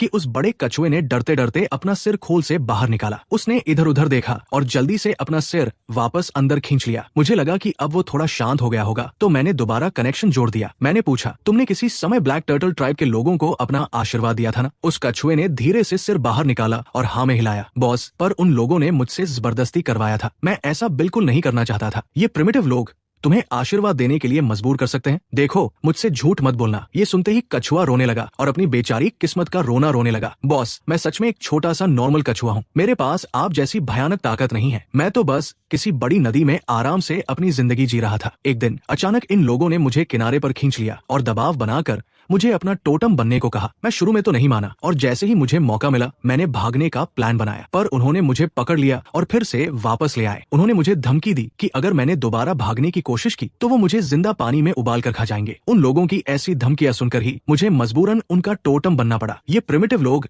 इतने खतरनाक हो सकते हैं। उस ब्लैक टर्टल की रोने वाली आवाज सुनकर मैं साफ इमेजिन कर सकता था कि उसने कितने बुरे दिन देखे थे। मुझे लगा सच में मेरे ट्री ट्राइब वाले लोग ही अच्छे थे। कम से कम उन्होंने मेरे साथ कभी ऐसी जबरदस्ती तो नहीं की। लेकिन अगले ही पल मुझे वो वक्त याद आया जब ये लोग पहली बार यहाँ आए थे। हालांकि वो मुझसे प्रोटेक्शन की भीख मांग रहे थे, पर अगर मैंने मना कर दिया होता तो शायद मेरा हाल भी इस कछुए जैसा ही होता। और सोचो, इस कछुए के पास तो कम से कम भागने के लिए पैर है, पर मैं तो एक पेड़ हूँ। मेरे पास तो पैर तक नहीं है। अगर भागना भी चाहूँ तो 1 इंच भी नहीं हिल सकता। अचानक से मुझे एक नया डर महसूस होने लगा। नहीं, ऐसा नहीं चलने दिया जा सकता। माना कि अभी ट्री ट्राइब के लोग मेरी बहुत पूजा करते हैं, पर क्या पता किस दिन उनका दिमाग घूम जाए और वो मुझ पर फेथ रखना छोड़ दे। मैं अपनी सिक्योरिटी इनके भरोसे नहीं छोड़ सकता। मुझे और भी ज्यादा ताकतवर बनना होगा। वो कछुआ अभी भी झूठ बोल रहा था। उनका टोटम बनने का मुझे बस एक ही फायदा मिला था कि मुझे खुद शिकार पर नहीं जाना पड़ता था। वो लोग मुझे रोज खाना ला कर देते थे। मैंने आहिस्ता से सिर हिलाया। ये बिल्कुल वैसा ही था जैसे ट्री ट्राइब वाले मुझे सैक्रिफाइस ऑफर करते थे। फिर एक दिन वो लोग मेरे पास आए और मुझसे आशीर्वाद मांगने लगे। लेकिन भाई, मुझे क्या पता था ये आशीर्वाद क्या होता है। मैं ध्यान से सुनने लगा क्योंकि यही तो मैं जानना चाहता था। मेरा इस कछुए को इस तरह रोकने का असली मकसद यही सवाल पूछना था। आखिर में जब मैं बिल्कुल लाचार हो गया तो मैंने मजबूरी में अपने खून की कुछ बूंदें निकालकर उन्हें दे दी। और हैरान करने वाली बात यह थी कि सच में इसका असर हुआ। जिन लोगों ने मेरा खून पिया उनका शरीर मजबूत हो गया और उन्हें चोट लगना भी कम हो गया। बस यही था मेरा उन्हें आशीर्वाद देने का पूरा तरीका। तो बात यह थी कि उन्होंने इस कछुए का खून पिया था। इस हिसाब से देखा जाए तो जो फ्लावर पेटल्स मैंने हे म्यू को दिए थे वो भी तो मेरे शरीर का ही हिस्सा थे। इसका मतलब था कि ट्री ट्राइब के लोगों ने भी एक तरह से मेरा ही फ्लेश और ब्लड खाया था। ये सोचकर ही मुझे अंदर तक झुरझुरी सी हो आई और मेरा डर थोड़ा और बढ़ गया। मैंने दोबारा उससे पूछा, तो जब तुम टोटम बने क्या तुम्हें अपने शरीर के अंदर कुछ नया महसूस हुआ था? उस कछुए ने हाँ में सिर हिलाया। मुझे सच में अपने अंदर कुछ नया सा फील हुआ था। वो चीज अभी भी थोड़ी बहुत मेरे अंदर बची हुई है। बॉस, क्या आप जानते हैं वो क्या चीज है? मैं उसे फेथ पावर बुलाता हूँ। जब ये प्रिमिटिव लोग किसी टोटम की पूजा करते हैं तो यही ताकत हमारे अंदर आती है। फेथ पावर, तो उस ताकत का ये नाम है। बॉस, आप तो बहुत ही महान है, आपको इतनी गहरी बातें भी पता है। मैं अंदर ही अंदर हंसा। ये कछुआ मक्खन लगाना भी जानता था। जरूर ये सब इसलिए कर रहा था ताकि मैं इसे छोड़ दूं। ठीक है, मेरा सवाल अब खत्म हो गया है। अब तुम आगे कहाँ जाने का इरादा रखते हो? उस कछुए ने जवाब दिया, कहीं कोई नया ठिकाना ढूंढूंगा रहने के लिए। मैं हंसा और बोला, अगर तुम मेरे अंडर काम करो तो कैसा रहेगा? अगर तुम कहीं और अपना ठिकाना बनाओगे तो हो सकता है कोई तुम्हें वापस से पकड़ ले। मैंने ये सोचा क्योंकि मेरी खुद की पावर अभी पूरी तरह बढ़ी नहीं थी, इसलिए 2-4 बॉडीगार्ड्स रखने में कोई बुराई नहीं थी। मैंने पहले ही एक मधुमक्खी को अपना सबॉर्डिनेट बना लिया था। अब सोचा एक कछुए को भी शामिल कर लूं। उस कछुए ने डरते डरते पूछा, बॉस, क्या मैं मना कर सकता हूँ? मैं तो बस उस कछुए से सलाह ले रहा था और प्यार से समझा रहा था, पर लगता है उसने बात का गलत मतलब निकाल लिया। मैंने कहा, डरो मत, मैं तुम्हें छोड़ दूंगा। लेकिन उसने अपने आप से लिपटे हुए उन पेड़ की बेलों को देखा और बिना सोचे सिर हिलाया। अरे भाई, मैं सच में तुम्हें जाने दूंगा। तुम मुझ पर विश्वास क्यों नहीं करते? कछुए ने मन ही मन सोचा, तुम्हारी बात पर विश्वास करना ही मेरी सबसे बड़ी भूल होगी। मैंने उस बड़े कछुए को वापस छोटी नदी में छोड़ दिया। उसने कसम खाई कि वो बस इस आसपास के इलाके में ही रहेगा और रोज मेरे लिए एक मछली पकड़ कर लाएगा। मैंने भी उसे मना नहीं किया। खाली बैठने से अच्छा था उसे कोई काम मिल गया था। उस कछुए के जाने के बाद मैं वापस गहरी सोच में डूब गया। मैंने अपने नीचे बसने वाले उस ट्री ट्राइब को देखा। पहले मेरे दिमाग में एक इंसान होने का इमोशन था, इसलिए इस ट्राइब के लोगों के लिए मेरे दिल में एक सॉफ्ट कॉर्नर था। और यही वजह थी कि जब हे म्यू ने मुझसे आशीर्वाद मांगा तो मैंने बिना सोचे उसे अपना फूल का पेटल दे दिया था। लेकिन आज इस बड़े कछुए की कहानी सुनकर मुझे एक असलियत समझ में आई। इन प्रिमिटिव लोगों की नजरों में मैं सिर्फ एक पेड़ हूँ। अगर कल को इन लोगों की ताकत मेरी ताकत से बड़ी हो गई तो हो सकता है ये मेरे ही खिलाफ हो जाए, पर मैं इन प्रिमिटिव लोगों को पूरी तरह छोड़ भी नहीं सकता था। आखिर इनकी दी हुई फेथ पावर ही तो मुझे बड़ा और ताकतवर बना रही थी। आगे से मुझे इन प्रिमिटिव लोगों के साथ डील करते वक्त बहुत केयरफुल रहना होगा। ना तो मैं आंखें बंद करके इनकी मदद कर सकता था और ना ही इन्हें इनके हाल पर छोड़ सकता था। अगले दिन हे म्यू उन ब्लैक टर्टल ट्राइब के लोगों के पास गया और उनसे उस बड़े कछुए के बारे में पूछताछ की। मैंने उनकी पूरी बात बिल्कुल साफ साफ सुन ली। उन लोगों का जवाब भी लगभग वैसा ही था जैसा कल उस कछुए ने मुझे बताया था। उन्होंने सच में उस कछुए को पकड़ा था और उसे अपना खून देने पर मजबूर किया था ताकि वो उससे फायदा उठा सके। ब्लैक टर्टल ट्राइब के एरिया से बाहर निकलते वक्त हे म्यू का चेहरा काफी टेंस लग रहा था। वो फिर से अकेले मेरे पास चला आया और अपना सिर उठाकर मुझ विशाल प्राचीन पेड़ को देखने लगा। बहुत देर बाद उसने आहिस्ता से कहा, एंशिएंट ट्री, मैंने ब्लैक टर्टल ट्राइब के लोगों से बात की है और मुझे पता चल गया है कि उन्होंने अपने टोटम के साथ क्या सलूक किया था। लेकिन हे म्यू की आंखों में एक अजीब सा जुनून झलक रहा था। ट्री ट्राइब कभी भी एंशिएंट ट्री के साथ ऐसी हरकत नहीं करेगा। मैं शांति से उसकी बातें सुनता रहा, कोई जवाब नहीं दिया। तभी हे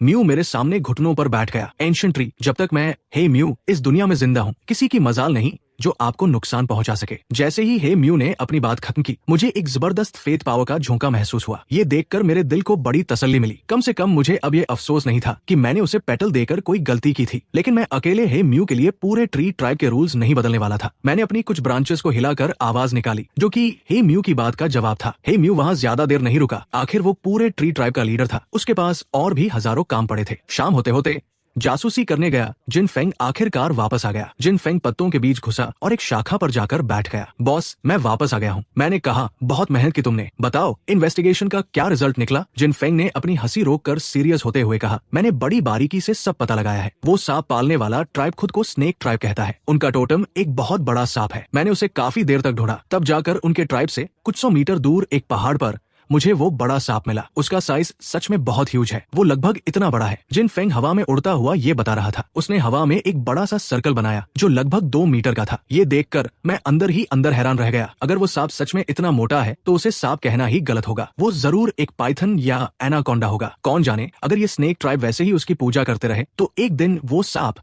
एक बड़ा ड्रैगन भी बन सकता है। पर यह बात अलग थी कि मुझे खुद नहीं पता था कि इस दुनिया में ऐसा एवोल्यूशन पॉसिबल भी है या नहीं। जिन फेंग ने अपनी एक्शन दिखाने के बाद वापस नीचे बैठ गया और बोलता गया। स्नेक ट्राइब में लगभग 200 लोग हैं। वो शिकार करने में एक्सपर्ट है और अक्सर जानवरों का शिकार करने जंगलों में जाते हैं। वो लोग सांप भी पालते हैं। उनके कबीले में लगभग हर शख्स के पास एक सांप होता है और उनमें से ज्यादातर जहरीले होते हैं। उसकी बातें सुनकर मेरा दिल थोड़ा भारी हो गया। स्नेक ट्राइब की पावर बहुत स्ट्रांग थी। अगर ट्री ट्राइब की उससे कंपैरिजन की जाए तो हमारे लोग उनसे आधे भी नहीं थे। पावर का गैप भी बड़ा था। अगर दोनों ट्राइब्स के बीच बैटल हुई तो ट्री ट्राइब एक मिनट भी उनके आगे टिक नहीं पाएगा। ऐसा लग रहा था कि मुझे जल्दी से जल्दी कुछ नए डेवलपमेंट प्लान्स सोचने होंगे। मैंने बड़ी गहराई से इस मसले पर सोचा और डिसाइड किया कि सबसे पहले फार्मिंग की टेक्निक सिखानी पड़ेगी। अभी ट्री ट्राइब का मेन फूड सोर्स शिकार था और थोड़ी बहुत चीजें वो जंगल से इकट्ठा कर लेते थे। लेकिन जैसे जैसे ट्री ट्राइब की पॉपुलेशन बढ़ती जा रही थी, सिर्फ शिकार और सब्जियों पर डिपेंड रहना बिल्कुल इम्पॉसिबल होने वाला था। पर मैंने तुरंत ये नॉलेज उन्हें नहीं दी। मुझे एक सही टाइम का इंतजार था। इस बीच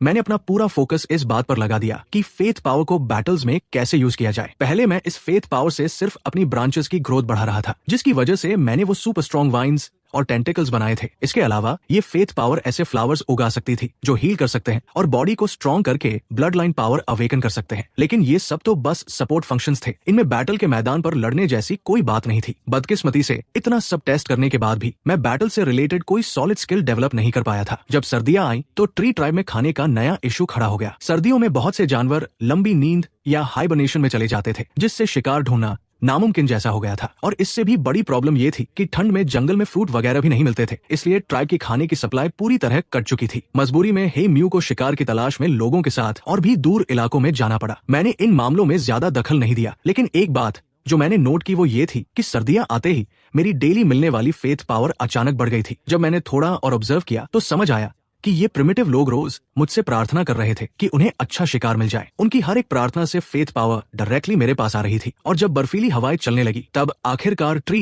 ट्राइब वालों का हाल बुरा हो गया। वो लगातार कई दिनों से शिकार करने में बिल्कुल फेल हो चुके थे। ऐसे मुसीबत के वक्त में किंगशी नाम का एक आदमी जो पहले ब्लैक टर्टल ट्राइब का हिस्सा था, हे म्यू के सामने आ खड़ा हुआ। ट्राइब लीडर, हमने लगातार कई दिनों से अन्न का एक दाना नहीं खाया है। अगर ऐसा ही चलता रहा तो यहाँ के सभी लोग भूख से तड़प कर मर जाएंगे। हे म्यू का चेहरा भी उतरा हुआ था। ये बात उसे भी अच्छी तरह पता थी और पूरे कबीले का लीडर होने के नाते उसे इस परेशानी का बाकियों से ज्यादा अंदाजा था। किंगशी आगे बोलता गया, ट्राइब लीडर, क्या हम लोग एंशिएंट ट्री से मदद नहीं मांग सकते? हे म्यू थोड़ा कंफ्यूज हो गया और उसने पूछा, हम एंशिएंट ट्री से मदद क्यों मांगे? एंशिएंट ट्री तो हमारे टोटम है ना, क्या उन्हें हमारी रक्षा नहीं करनी चाहिए? हे म्यू ने सिर हिलाते हुए जवाब दिया, एंशिएंट ट्री यकीनन हमारी रक्षा करते हैं, पर इसका मतलब ये नहीं कि हम हर छोटी बात पर उनके पास जाकर मदद मांगने लगे। और वैसे भी अभी हमारी हालत ऐसी नहीं हुई है कि हम भूखे मर जाएं। माना कि हमें जंगली जानवर शिकार के लिए नहीं मिल रहे हैं, पर फिर भी जंगल में खाने की कुछ और चीजें मिल ही सकती हैं। हे म्यू का इशारा पेड़ की छाल और पत्तों की तरफ था। इनको खाकर भी गुजारा तो चल ही सकता था। हे म्यू को पक्का यकीन था कि इन्हीं चीजों को चबा कर वो इस ठंड के मौसम को पार कर लेंगे। जिसने ये सलाह दी थी, हे म्यू ने उसे वहाँ से धक्के मारकर निकाल दिया। ऐसी मामूली परेशानियों के लिए हम अपने एंशिएंट ट्री को डिस्टर्ब नहीं कर सकते। यही सोच चल रही थी हे म्यू के दिमाग में। लेकिन वहाँ से निकलने के बाद किंगशी चुप बैठने वालों में से नहीं था। उसने चुपचाप अपने पुराने ब्लैक टर्टल ट्राइब के लोगों को ढूंढना शुरू किया और ये आइडिया उनके कानों में डाल दिया। जल्दी ही उसे कुछ ऐसे लोग मिल गए जो उसकी बात से अग्री करते थे। ब्लैक टर्टल ट्राइब को तो हे म्यू ने जबरदस्ती हरा कर ट्री ट्राइब में शामिल किया था ना, इसलिए वहाँ कई लोग थे जिनके दिलों में अभी भी नफरत की आग जल रही थी। किंगशी ने सोचा कि यही सही मौका है इस खाने की कमी को वेपन बनाकर पूरे ट्री ट्राइब में आग लगाने का। और उनकी इन्हीं भड़काने वाली बातों का असर ये हुआ कि ट्री ट्राइब के बहुत से लोगों ने बगावत करने का मूड बना लिया। उस दिन ही म्यू एक बार फिर शिकार से खाली हाथ लौटा। साफ था कि आज भी उसके हाथ कुछ नहीं लगा था। किंगशी ने आव देखा ना ताव फटाफट लोगों की भीड़ इकट्ठा कर ली। वो उस भीड़ को ले गया और जाकर सीधा हे म्यू का रास्ता रोक कर खड़ा हो गया। ट्राइब लीडर, आज भी शिकार में कुछ हाथ नहीं लगाना, कहीं फिर से हम सबको पेड़ की छालें चबाने को मजबूर तो नहीं करोगे ना? हे म्यू ने तिरछी नजर से उस भीड़ को देखा जो उसके पीछे खड़ी थी। इनमें से ज्यादातर लोग ब्लैक टर्टल ट्राइब के थे और कुछ ट्री ट्राइब के थे। हे म्यू के माथे पर गुस्से की लकीरें बन गई। तुम लोग यहाँ ये तमाशा क्या लगा रखे हो? अगर तुम लोगों को पेड़ की छाल खाना पसंद नहीं तो मर्द बनो और जाकर खुद जंगल में किसी जानवर का शिकार करके दिखाओ। हे म्यू के पीछे जो शिकार पार्टी वाले थे उनका ब्लड प्रेशर भी हाई हो गया और उन्होंने चिल्ला कर कहा, दम है तो खुद शिकार करो ना, रास्ता छोड़ो वरना अंजाम बुरा होगा। तुम लोग यहाँ रुकावट क्यों पैदा कर रहे हो? पर किंगशी अपनी जगह से 1 इंच नहीं हिला। उसने ठान लिया था कि आज तो वो हे म्यू को एंशिएंट ट्री के सामने ले जाकर ही मानेगा। मैंने आपको इस मुसीबत का सलूशन पहले ही दिया था। हम एंशिएंट ट्री से झोलियां फैलाकर खाना मांगेंगे, फिर हमें हर दिन ये सूखे पत्ते और छाल नहीं चबानी पड़ेगी। किंगशी की इस पुकार को सुनकर भीड़ भी जोश में आ गई और नारे लगाने लगी, हाँ ट्राइब लीडर, चलिए एंशिएंट ट्री के पास चलते हैं, वो जरूर हमें खाना देंगे। ट्राइब लीडर, प्लीज हमें वहाँ ले चलो। हे म्यू का चेहरा गुस्से से बिल्कुल काला पड़ गया। उसने सोच लिया था कि ये लोग आज उसे मजबूर करने के मूड में आए हैं। उसने एक बहुत ही हैवी स्टेप आगे बढ़ाया जिससे उस भीड़ के पैरों तले जमीन खिसक गई और वो घबराकर पीछे हट गए। एक पल के लिए पूरी जगह इतनी शांत हो गई कि वहां सुई गिरने की आवाज भी आ जाती। हे म्यू ने हर एक बंदे को घूर घूर कर देखा और उनके चेहरे अपने दिमाग में प्रिंट कर लिए। तो क्या सच में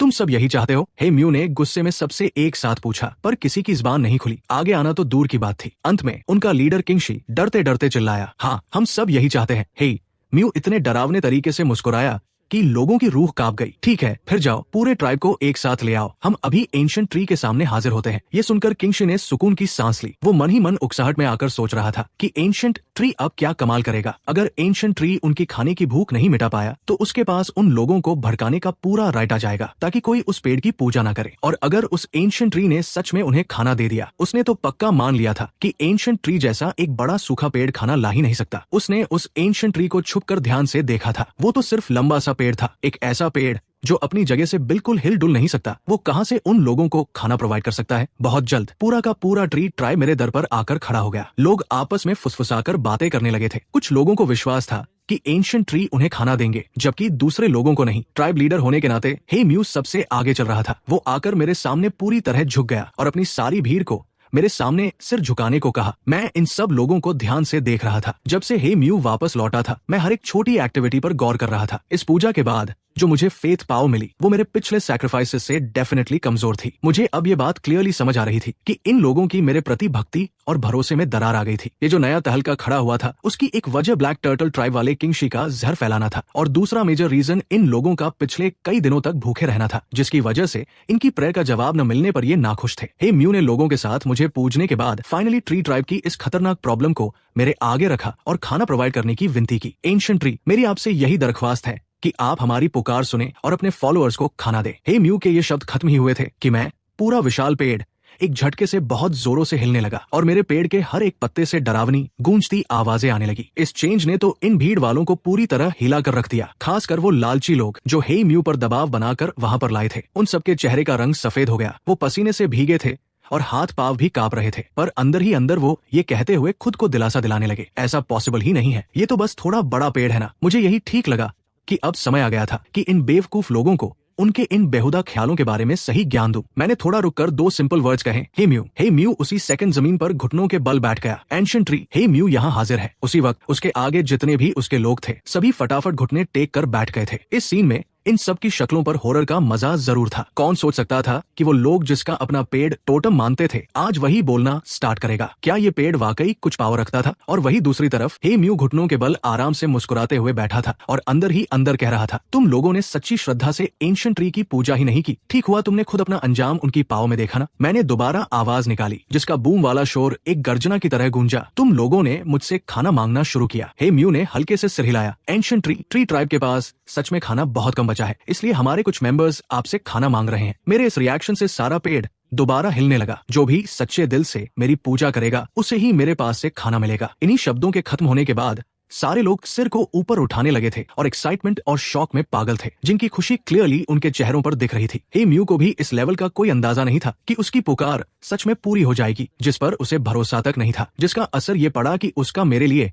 लगाव डबल स्पीड पर जोशीला हो गया। जो पहले से ही मुझ पर फेथ रखता था अब उसका फेथ और भी गहरा हो गया था। मैंने दोबारा फरमाया, हे म्यू, लोगों की लाइन लगवाकर मेरे सामने पास कराओ। मैं बस उनकी सच्ची श्रद्धा और रिस्पेक्ट के बेसिस पर ही उन लोगों को उनका खाना दूंगा। मेरी इन बातों ने क्लियरली डिफाइन करवा दिया कि ये खाना हर किसी के लिए बिल्कुल फ्री नहीं है। खाना सिर्फ वही हासिल करेगा जो सच्चे दिल से एंशिएंट ट्री की पूजा करेगा। और उन बदमाश गैंग वालों की हालत तो हवा टाइट हो गई थी, जिन्होंने हे म्यू पर जिद करके दबाव डाला था। वो बिल्कुल जमीन पर ढेर हो गए। गेम ओवर, पूरी तरह खत्म। एंशिएंट ट्री न सिर्फ लोगों को खाना दे सकता था, बल्कि वो ये भी पहचान सकता था कि कौन सच्चे दिल से पूजा करता है और कौन नहीं। जो लोग एंशिएंट ट्री को नहीं मानते थे उन्हें तो पक्का खाना नहीं मिलने वाला था। इतना ही नहीं, उनके एंशिएंट ट्री को न मानने की सच्चाई अब सबके सामने आ गई थी। शायद अब उन्हें सिर्फ खाना ही नहीं मिलेगा बल्कि उन्हें ट्राइब से भी निकाल दिया जाएगा। हे म्यू, पहले तुम आओ। मेरी इंस्ट्रक्शन सुनकर हे म्यू चलता हुआ एंशिएंट ट्री तक पहुंचा। उसने घुटने टेके और मुझे प्रणाम किया, जिसके तुरंत बाद मुझे बहुत सारी फेथ पावर मिली। फिर मैंने पहले से तैयार की हुई मछलियां बाहर निकाल ली। लोगों ने जब देखा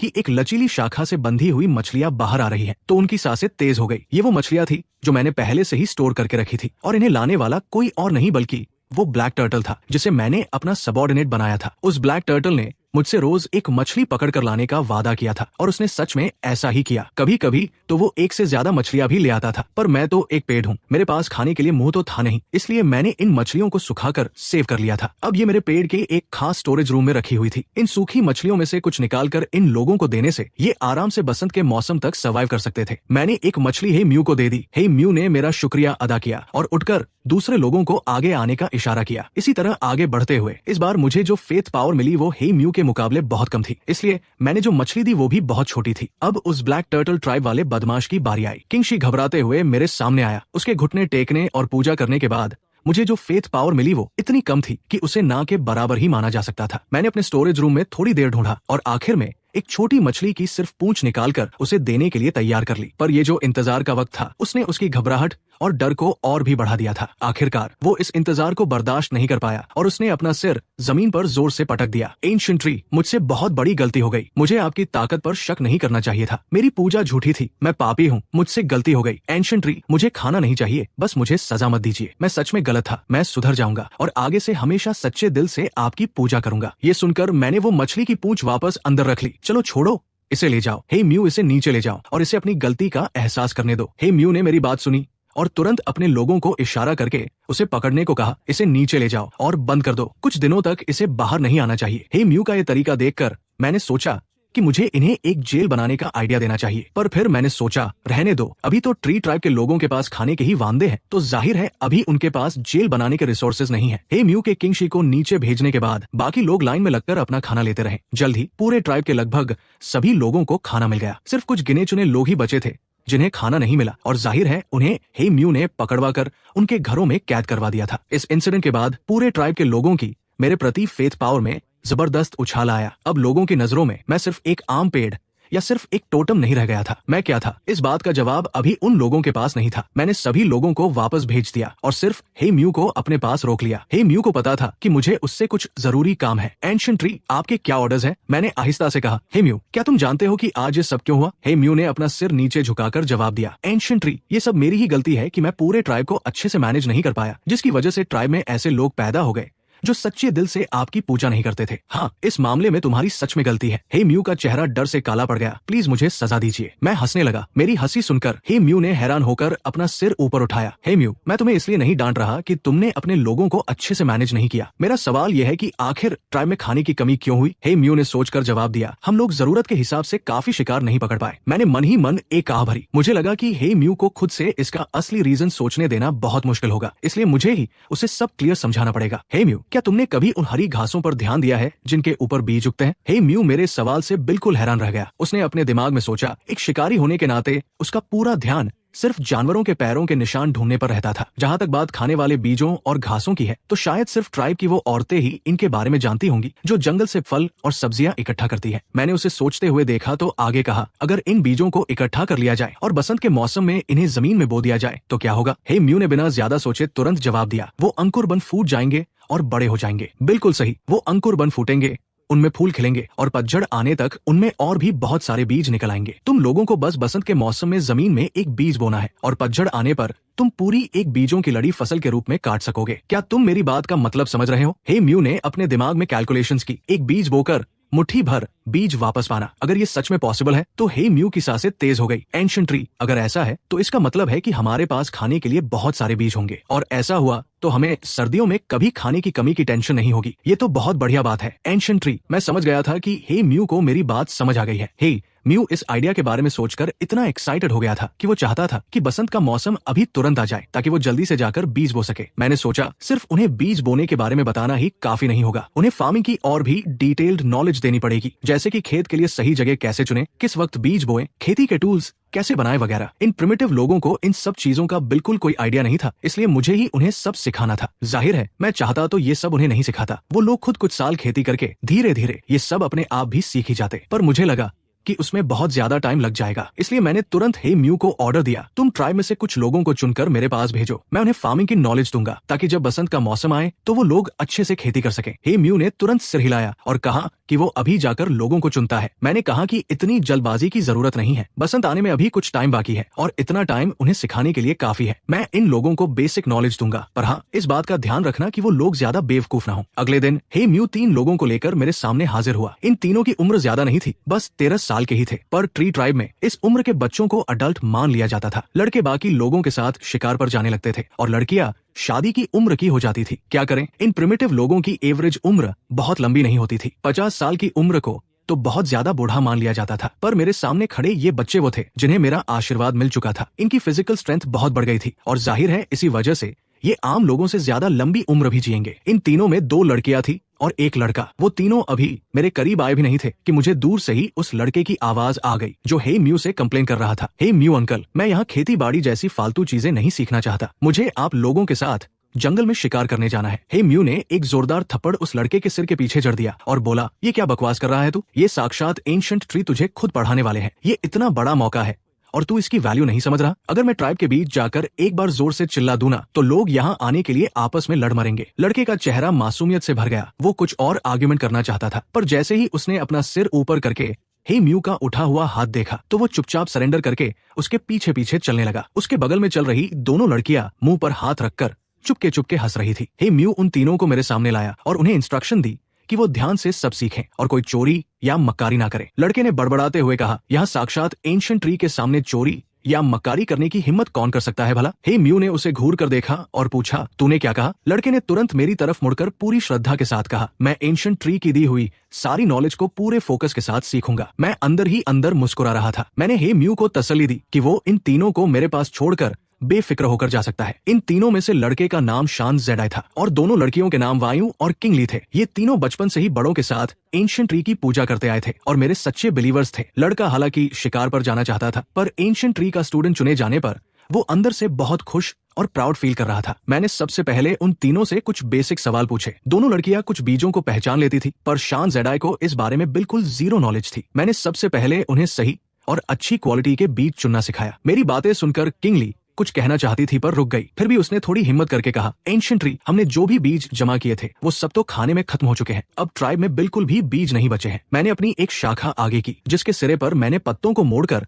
एक बड़े से थैले जैसा डिजाइन बनाया था। उस थैले के अंदर कई अलग अलग तरह के ढेरों बीज भरे हुए थे। जाहिर है जब मैंने उन्हें फार्मिंग सिखाने का प्लान बनाया था तो मैं बिना तैयारी के कैसे रह सकता था। मैंने बहुत पहले ही जिन फेंग को ऑर्डर दे दिया था कि वो जब भी खाने की तलाश में बाहर जाए तो आसपास के पौधों से बीज भी इकट्ठा कर लाए। पूरे पतझड़ के मौसम में मैंने बहुत सारे बीज जमा कर लिए थे, जिनमें से कुछ तो ट्री ट्राइब के एरिया के बाहर से भी लाए गए थे। इतने सारे और अलग अलग तरह के बीज जमा करने का पूरा क्रेडिट जिन फेंग की मेहनत को ही जाता था। उन तीनों ने जब बीजों का वो बड़ा सा थैला देखा तो उनके मुंह खुले के खुले रह गए। वो मन ही मन सोच रहे थे, एंशिएंट ट्री, आपके पास इतने सारे बीज कहाँ से आ गए? जाहिर है मैं उनके इन सवालों का जवाब नहीं देने वाला था। मैंने उन्हें खुद ही अंदाजा लगाने के लिए छोड़ दिया। अब जब बीज आ गए थे तो पढ़ाई शुरू की जा सकती थी। बीजों को पहचानने के बाद मैंने उन्हें खेत जोतने के टूल्स बनाना सिखाया और साथ ही ये भी सिखाया कि इन टूल्स का इस्तेमाल कैसे करना है। वो तीनों ही बहुत स्मार्ट और इंटेलिजेंट थे। मुझे उन्हें ये सब सिखाने में ज्यादा मेहनत नहीं करनी पड़ी। इसके बाद बारी थी प्रैक्टिकल प्रैक्टिस की। मैंने उन तीनों को छोटी नदी के पास एक खाली बंजर जमीन का टुकड़ा चुनने को कहा और अपने टूल्स का इस्तेमाल करके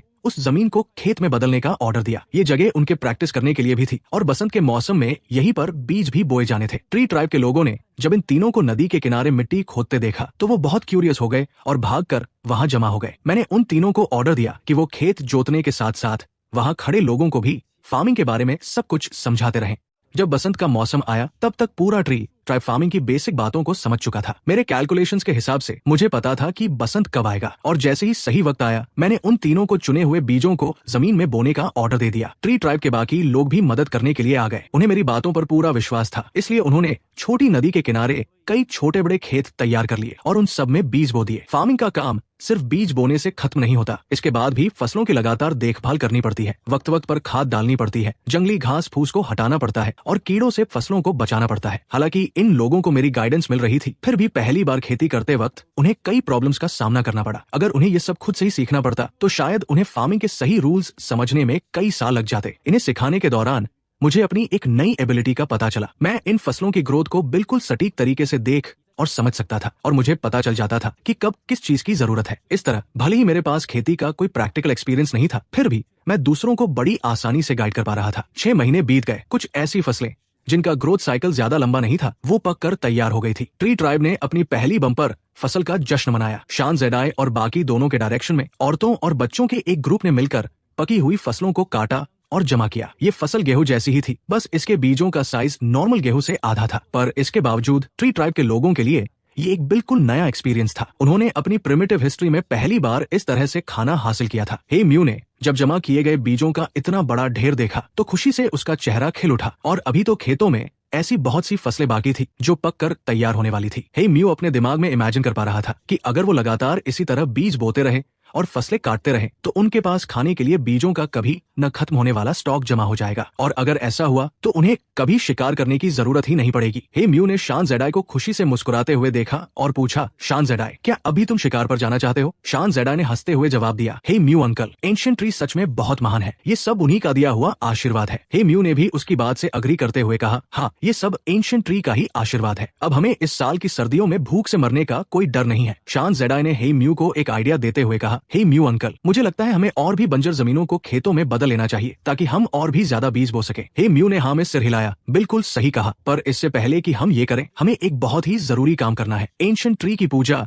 और उन्हें सैक्रिफाइस ऑफर करना। शान जेडाई ने एकदम से अपना माथा पीट लिया। हे म्यू अंकल, आपने बिल्कुल सही कहा, हमें सबसे पहले एंशिएंट ट्री को सैक्रिफाइस ऑफर करना चाहिए। शान जेडाई ने अचानक से कहा, हे म्यू अंकल, मुझे लगता है कि एंशिएंट ट्री ये नाम अब उनके लिए सही नहीं है। हे म्यू का चेहरा गुस्से से लाल हो गया और उसने शान जेडाई को घूर कर देखा। बेवकूफ लड़के, ये क्या बकवास कर रहा है तू? शान जेडाई ने घबराकर जल्दी से समझाते हुए कहा, हे म्यू अंकल, आप गलत समझ रहे हैं। मेरा मतलब है कि एंशिएंट ट्री नाम बहुत ही आम सा लगता है। ये नाम उनकी महानता और उनकी एब्सोल्यूट पावर को पूरी तरह से बयान नहीं कर पाता। हे म्यू ने अपने दिमाग में सोचा, क्या एंशिएंट ट्री बुलाना सही नहीं है? फिर उनकी महानता को दर्शाने के लिए और कौन सा शब्द इस्तेमाल किया जा सकता है? तो फिर तेरा क्या आइडिया है? हे म्यू ने शान जेडाई को घूरते हुए कहा, अगर तू कोई अच्छा नाम नहीं बता पाया तो आज तेरी खैर नहीं। शान जेडाई ने डर के मारे अपनी गर्दन सिकोड़ ली। हे म्यू के चेहरे के एक्सप्रेशन से ही पता चल रहा था कि वो बहुत गुस्से में है, पर फिर भी शान जेडाई ने हिम्मत जुटाकर कहा, हे म्यू अंकल, जब मैं एंशिएंट ट्री से पढ़ाई कर रहा था तब मैंने उन्हें एक खास शब्द बोलते हुए सुना था। मुझे लगता है वो शब्द उनके लिए बिल्कुल परफेक्ट रहेगा। कौन सा शब्द? भगवान। हे म्यू ने उस शब्द को दोहराया। इन प्रिमिटिव लोगों की भाषा में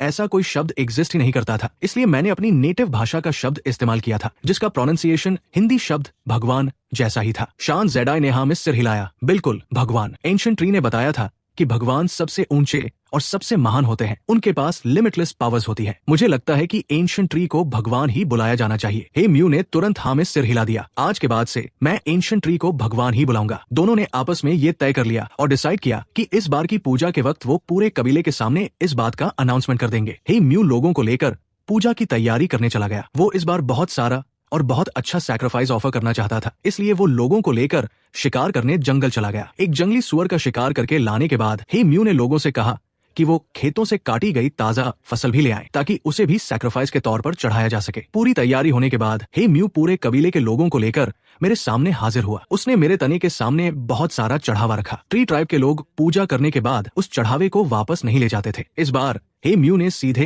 एक पूरे के पूरे जंगली जानवर को मेरे सामने रख दिया था, जिससे पता चलता था कि वो इस पूजा को कितनी इंपॉर्टेंस दे रहा था। ट्री ट्राइब के लोगों ने अच्छी फसल काटने के बाद ये अच्छी तरह समझ लिया था कि ये सब कुछ मैंने ही उन्हें सिखाया था। पूरे कबीले में अब एक भी इंसान ऐसा नहीं था जिसे मुझ पर फेथ ना हो। लगभग हर इंसान मेरा सच्चा फॉलोअर बन चुका था। सिर्फ एक बार की पूजा से ही मुझे इतनी फेथ पावर मिल गई जितनी मुझे पहले कई बार पूजा करने पर मिलती थी। मेरे अंदर फेथ पावर का एक बड़ा सा सैलाब आ गया, जिससे मुझे बहुत सुकून और खुशी महसूस हुई। पूजा खत्म होने के बाद हे म्यू ने कबीले के लोगों के सामने अनाउंसमेंट की कि आज के बाद से एंशिएंट ट्री को ट्री गॉड के नाम से बुलाया जाएगा, ट्री ट्राइब के इकलौते भगवान। मैं ये सुनकर थोड़ा हैरान रह गया। वो जाना पहचाना शब्द सुनकर मैं तुरंत समझ गया कि इस सब में पक्का शान जेडाई का ही दिमाग लगा होगा। असल में शान जेडाई मुझे बहुत पहले से इसी नाम से बुलाना चाहता था, पर मैंने उसे ऐसा करने से रोक दिया था। मुझे लगता था कि मैं अभी भगवान कहलाने के लायक नहीं बना हूँ, पर इस बार हे म्यू ने खुद लीड लिया था, तो मुझे पता था कि अब इन्हें रोकना बहुत मुश्किल होगा। अगर मैं जबरदस्ती इन्हें ये नाम इस्तेमाल करने से रोकता भी तो क्या पता ये लोग मेरे लिए कोई और नया नाम सोच लेते। मैंने थोड़ी देर सोचा और फिर चुपचाप इसे मान लिया, पर सिर्फ भगवान कहलाना कुछ अजीब सा लग रहा था। मैंने आवाज निकाली, अगर ऐसी बात है तो आज से तुम सब मुझे ट्री गॉड बुला सकते हो। कबीले के लोगों ने जब सुना कि एंशिएंट ट्री ने खुद भी इस नाम को मान लिया है तो वो सब खुशी से झूम उठे। हे म्यू ने तुरंत सारे लोगों के साथ मिलकर जोर जोर से नारे लगाने शुरू कर दिए, ट्री गॉड, और इस तरह मुझे एक नया नाम मिल गया। फार्मिंग की टेक्निक सीखने के बाद ट्री ट्राइब को अब कभी भी खाने की कमी का डर नहीं था। इसके बाद मैंने अपनी एबिलिटीज का इस्तेमाल करके उन्हें ऐसी फसलें उगाने में भी मदद की जिनकी पैदावार बहुत ज्यादा होती थी। फेथ पावर की मदद से मैंने कुछ ही सालों के अंदर ऐसी फसलें डेवलप कर ली जो बहुत तेजी से उगती थी और जिनसे बहुत ज्यादा अनाज मिलता था। अब ट्री ट्राइब के लोग जिंदा रहने के लिए सिर्फ शिकार पर डिपेंड नहीं थे, बल्कि फार्मिंग ही उनकी जिंदगी का मेन हिस्सा बन चुका था। इसके अलावा मैंने उन्हें जंगली जानवरों को जिंदा पकड़ कर लाने और उन्हें पालतू बनाने का ऑर्डर भी दिया ताकि वो उन्हें फार्म एनिमल्स की तरह पाल सके। 5 साल बाद एक और नया छोटा कबीला ट्री ट्राइब में आकर शामिल हो गया। अब ट्री ट्राइब की पॉपुलेशन बढ़कर 230 लोगों की हो चुकी थी और वो एक काफी बड़े कबीले में बदल चुका था। इसके साथ ही मुझ पर फेथ रखने वाले लोगों की गिनती बढ़ने से मेरी फेथ पावर भी काफी बढ़ गई थी। अब मेरे अंदर इतनी फेथ पावर जमा हो चुकी थी कि उसने मेरे पूरे विशाल पेड़ के शरीर को भर दिया था। मुझे अचानक एक ख्याल आया और मैंने उस फेथ पावर को कंट्रोल करके उसे अपने तने के अंदर इंटीग्रेट करना शुरू कर दिया। इससे पहले मैं इस फेथ पावर को सिर्फ स्टोर करके रखता था, मैंने कभी इसका इस्तेमाल अपने लिए नहीं किया था। जब वो भारी मात्रा में फेथ पावर मेरे शरीर के अंदर घुसी तो बदलाव शुरू हो गए। मुझे महसूस हुआ कि मेरा शरीर फिर से बढ़ने लगा है। मेरे शरीर की ग्रोथ लगभग 100 साल पहले ही रुक चुकी थी। इतने सालों में मेरे अंदर ग्रोथ के कोई लक्षण नहीं दिखे थे, पर मुझे अंदाजा नहीं था कि आज का मेरा ये एक एक्सपेरिमेंट मुझे फिर से बढ़ने में मदद करेगा। मेरा तना बाहर की तरफ फैलने लगा, जमीन के नीचे की मेरी जड़ें और लंबी और मोटी होने लगी और सबसे ऊपर की शाखाएं आसमान की तरफ बढ़ने लगी। मेरा विशाल पेड़ लंबा होने लगा। 50 मीटर से ऊपर की तरफ बढ़ते बढ़ते वो 100 मीटर की ऊंचाई तक पहुंचने के बाद ही रुका। अब मेरा शरीर एक विशाल पहाड़ जैसा बड़ा हो गया था। मेरा तना भी पहले से बहुत ज्यादा चौड़ा हो गया था। अब कम से कम 7-8 लोगों को हाथ पकड़कर गोल घेरा बनाना पड़ता, तब जाकर वो मेरे तने को पूरी तरह घेर पाते। ये सारे बदलाव बहुत ही कम टाइम में हुए थे, सिर्फ कुछ 10-15 मिनटों के अंदर। जाहिर है मेरे इस तरह से तेजी से बढ़ने से ट्री ट्राइब के लोग भी चौंक गए थे। वो सब अपने घरों से बाहर निकल आए और जैसे ही उन्होंने सिर उठाकर मुझे इतनी तेजी से आसमान की तरफ बढ़ते देखा तो वो सब हैरान रह गए। मेरी इस भयानक ग्रोथ को देखकर जो उनकी सोच से भी परे थी। हे म्यू एक्साइटमेंट के मारे दौड़कर मेरे तने के पास आ गया। जैसे ही मैं 100 मीटर की ऊंचाई तक पहुंचा, हे म्यू को अचानक महसूस हुआ कि उसके शरीर के अंदर एक नई पावर पैदा हो गई है। वो खुद को रोक नहीं पाया और उस पावर को बाहर निकाल दिया। बूम! एक जोरदार आवाज के साथ हे म्यू के शरीर से एक बहुत बड़ी हरी रोशनी बाहर निकली और उसके ठीक पीछे उसी हरी रोशनी से बना एक विशाल पेड़ का शैडो भी धीरे धीरे लंबा होने लगा, बिल्कुल वैसे ही जैसे वो खुद ग्रो कर रहा हो। हालांकि मैं लंबा हो गया था, पर मेरे सेंसेस अभी भी पहले जैसे ही तेज थे। मुझे तुरंत अपने नीचे खड़े हे म्यू के शरीर में हो रहे बदलावों का एहसास हो गया। मैंने अपना ध्यान उस पर लगाया और सिर्फ कुछ ही पलों में मैं समझ गया कि उसके शरीर के अंदर क्या हो रहा था। हे म्यू के शरीर की ब्लड लाइन पावर बिल्कुल मेरे पेड़ के शरीर जैसी ही थी। पहले भी मैं महसूस कर पाता था कि हे म्यू का ब्लड नेटवर्क बिल्कुल मेरी ही किसी शाखा के आखिरी सिरे जैसा था, पर अब ये कनेक्शन और भी ज्यादा मजबूत हो गया था। मेरे बढ़ने की वजह से हे म्यू के शरीर की ब्लड लाइन पावर भी बढ़ गई थी और इसी वजह से वो कंट्रोल खो बैठा और उसके शरीर से वो ताकत अपने आप बाहर निकल आई। हे म्यू के पीछे बना वो विशाल पेड़ का शैडो ज्यादा देर तक नहीं बढ़ा। सिर्फ कुछ ही मिनटों के बाद हे म्यू ने अपने शरीर की पावर पर वापस कंट्रोल पा लिया, पर हे म्यू के दिमाग में अभी भी बहुत सारे सवाल घूम रहे थे। ट्री ट्राइब के बाकी लोग भी वहां जमा हो गए थे। जाहिर है जिस ट्री गॉड पर वो फेथ रखते थे उसमें इतने बड़े बदलाव को देखकर वो उसे इग्नोर तो नहीं कर सकते थे। मैंने आवाज निकाली, तुम लोगों को घबराने की कोई जरूरत नहीं है, ये सिर्फ मेरी एक नॉर्मल ग्रोथ है। मेरी बातें सुनकर सारे लोगों ने राहत की सांस ली। जब ट्री गॉड ने खुद कह दिया है कि कोई प्रॉब्लम नहीं है तो फिर सच में कोई प्रॉब्लम नहीं होगी। सब लोगों ने मुझे झुककर प्रणाम किया और फिर अपने अपने काम पर लौट गए। सिर्फ हे म्यू ही अभी भी पेड़ के नीचे खड़ा था। उसने अपना सिर उठाया और पूछा, ट्री गॉड, अभी थोड़ी देर पहले मुझे लगा कि मेरे शरीर के अंदर की पावर बढ़ गई है। मैंने कहा, तुमने बिल्कुल सही महसूस किया है, तुम्हारे शरीर की ब्लड लाइन पावर सच में बढ़ गई है। हे म्यू ने अपने हाथ को ऊपर उठाकर देखा और फिर मुट्ठी बंद करके उस पावर को महसूस किया। उसने फिर से सिर उठाया, ट्री गॉड, क्या आप ऐसी पावर और भी दे सकते हैं? क्या तुम्हें और भी पावर चाहिए? हे म्यू ने नाम में सिर हिलाया, ट्री गॉड, मैं ये पावर ट्राइब के बाकी लोगों के लिए मांगना चाहता हूँ। अभी पूरे ट्राइब में सिर्फ मेरे पास ही ये पावर है। मैं चाहता हूँ कि बाकी लोगों को भी ये पावर मिल जाए। मैंने उसकी बात नहीं मानी। असल में मैं भी एक बात सोच रहा था, क्या इन प्रिमिटिव लोगों के पास अपनी खुद की ब्लड लाइन पावर होती है? पिछले कुछ सालों में मैं ट्री ट्राइब के लोगों को फार्मिंग और जानवरों को पालना सिखाने में इतना बिजी था कि मुझे इस बारे में रिसर्च करने का टाइम ही नहीं मिला। हे म्यू, तुम अभी वापस जाओ, जब सही वक्त आएगा तो मैं ये पावर दे दूंगा। हे म्यू ने हाँ में सिर हिलाया और वहां से चला गया। उसके जाने के बाद मैं अपने खुद के शरीर को देखने लगा। अगर हे म्यू को ब्लड लाइन पावर मुझसे मिली है तो क्या मेरे पास खुद की कोई ब्लड लाइन पावर है? मैंने रिसर्च और एक्सपेरिमेंट करना शुरू किया, पर जाहिर है इतने कम टाइम में मुझे इसका कोई जवाब नहीं मिलने वाला था। मेरे 100 मीटर की ऊंचाई तक बढ़ने का असर सिर्फ ट्री ट्राइब तक ही सीमित नहीं था। बहुत दूर एक ऊंचे पहाड़ पर कुछ शिकारी घने जंगल में छुपकर एक स्पिरिट डियर का शिकार करने का प्लान बना रहे थे। अचानक उनमें से एक ने अपना सिर उठाकर दूर आसमान की तरफ देखा। उसे तुरंत एक बहुत ही ऊंचा और विशाल पेड़ दिखाई दिया। पेड़ का वो घना और हरा भरा ऊपरी हिस्सा बिल्कुल किसी बड़े पहाड़ जैसा लग रहा था। उसने जल्दी से अपने पास खड़े साथी के कंधे पर थप्पड़ मारा ताकि वो भी देख सके कि क्या वो पेड़ सच में वहां है या फिर ये उसका कोई वहम है। उसके साथी ने उसका हाथ झटक दिया और बोला, चुपचाप बैठो। उसने कहा, तुम आसमान की तरफ तो देखो, क्या वहाँ सच में कोई इतना बड़ा पेड़ है? कैसा बड़ा पेड़? क्या तुम पागल हो गए हो? यहाँ तो हर तरफ पेड़ ही पेड़ है। तुम किस पेड़ की बात कर रहे हो? वो ये बोलते हुए आसमान की तरफ देखने लगा और जैसे ही उसने देखा उसे भी वो विशालकाय पेड़ दिखाई दे गया। वो क्या चीज है? जब हम यहाँ आए थे तब तो वो वहाँ नहीं था। हमें जल्दी से कबीले वापस जाना चाहिए और ट्राइब लीडर को ये बात बतानी चाहिए। अब उन लोगों ने शिकार करने का प्लान कैंसिल कर दिया। उन्होंने जंगल की तरफ मुंह करके कुछ खास तरह की सीटियां बजाई। थोड़ी ही देर में कई छोटे बड़े नीले और हरे रंग के जहरीले सांप अलग अलग जगहों से रेंगते हुए बाहर आ गए। उन शिकारियों ने उन सांपों को अपने हाथों में पकड़ लिया। हैरान करने वाली बात यह थी कि वो जहरीले सांप होने के बावजूद उन लोगों को बिल्कुल नहीं काट रहे थे। उन लोगों ने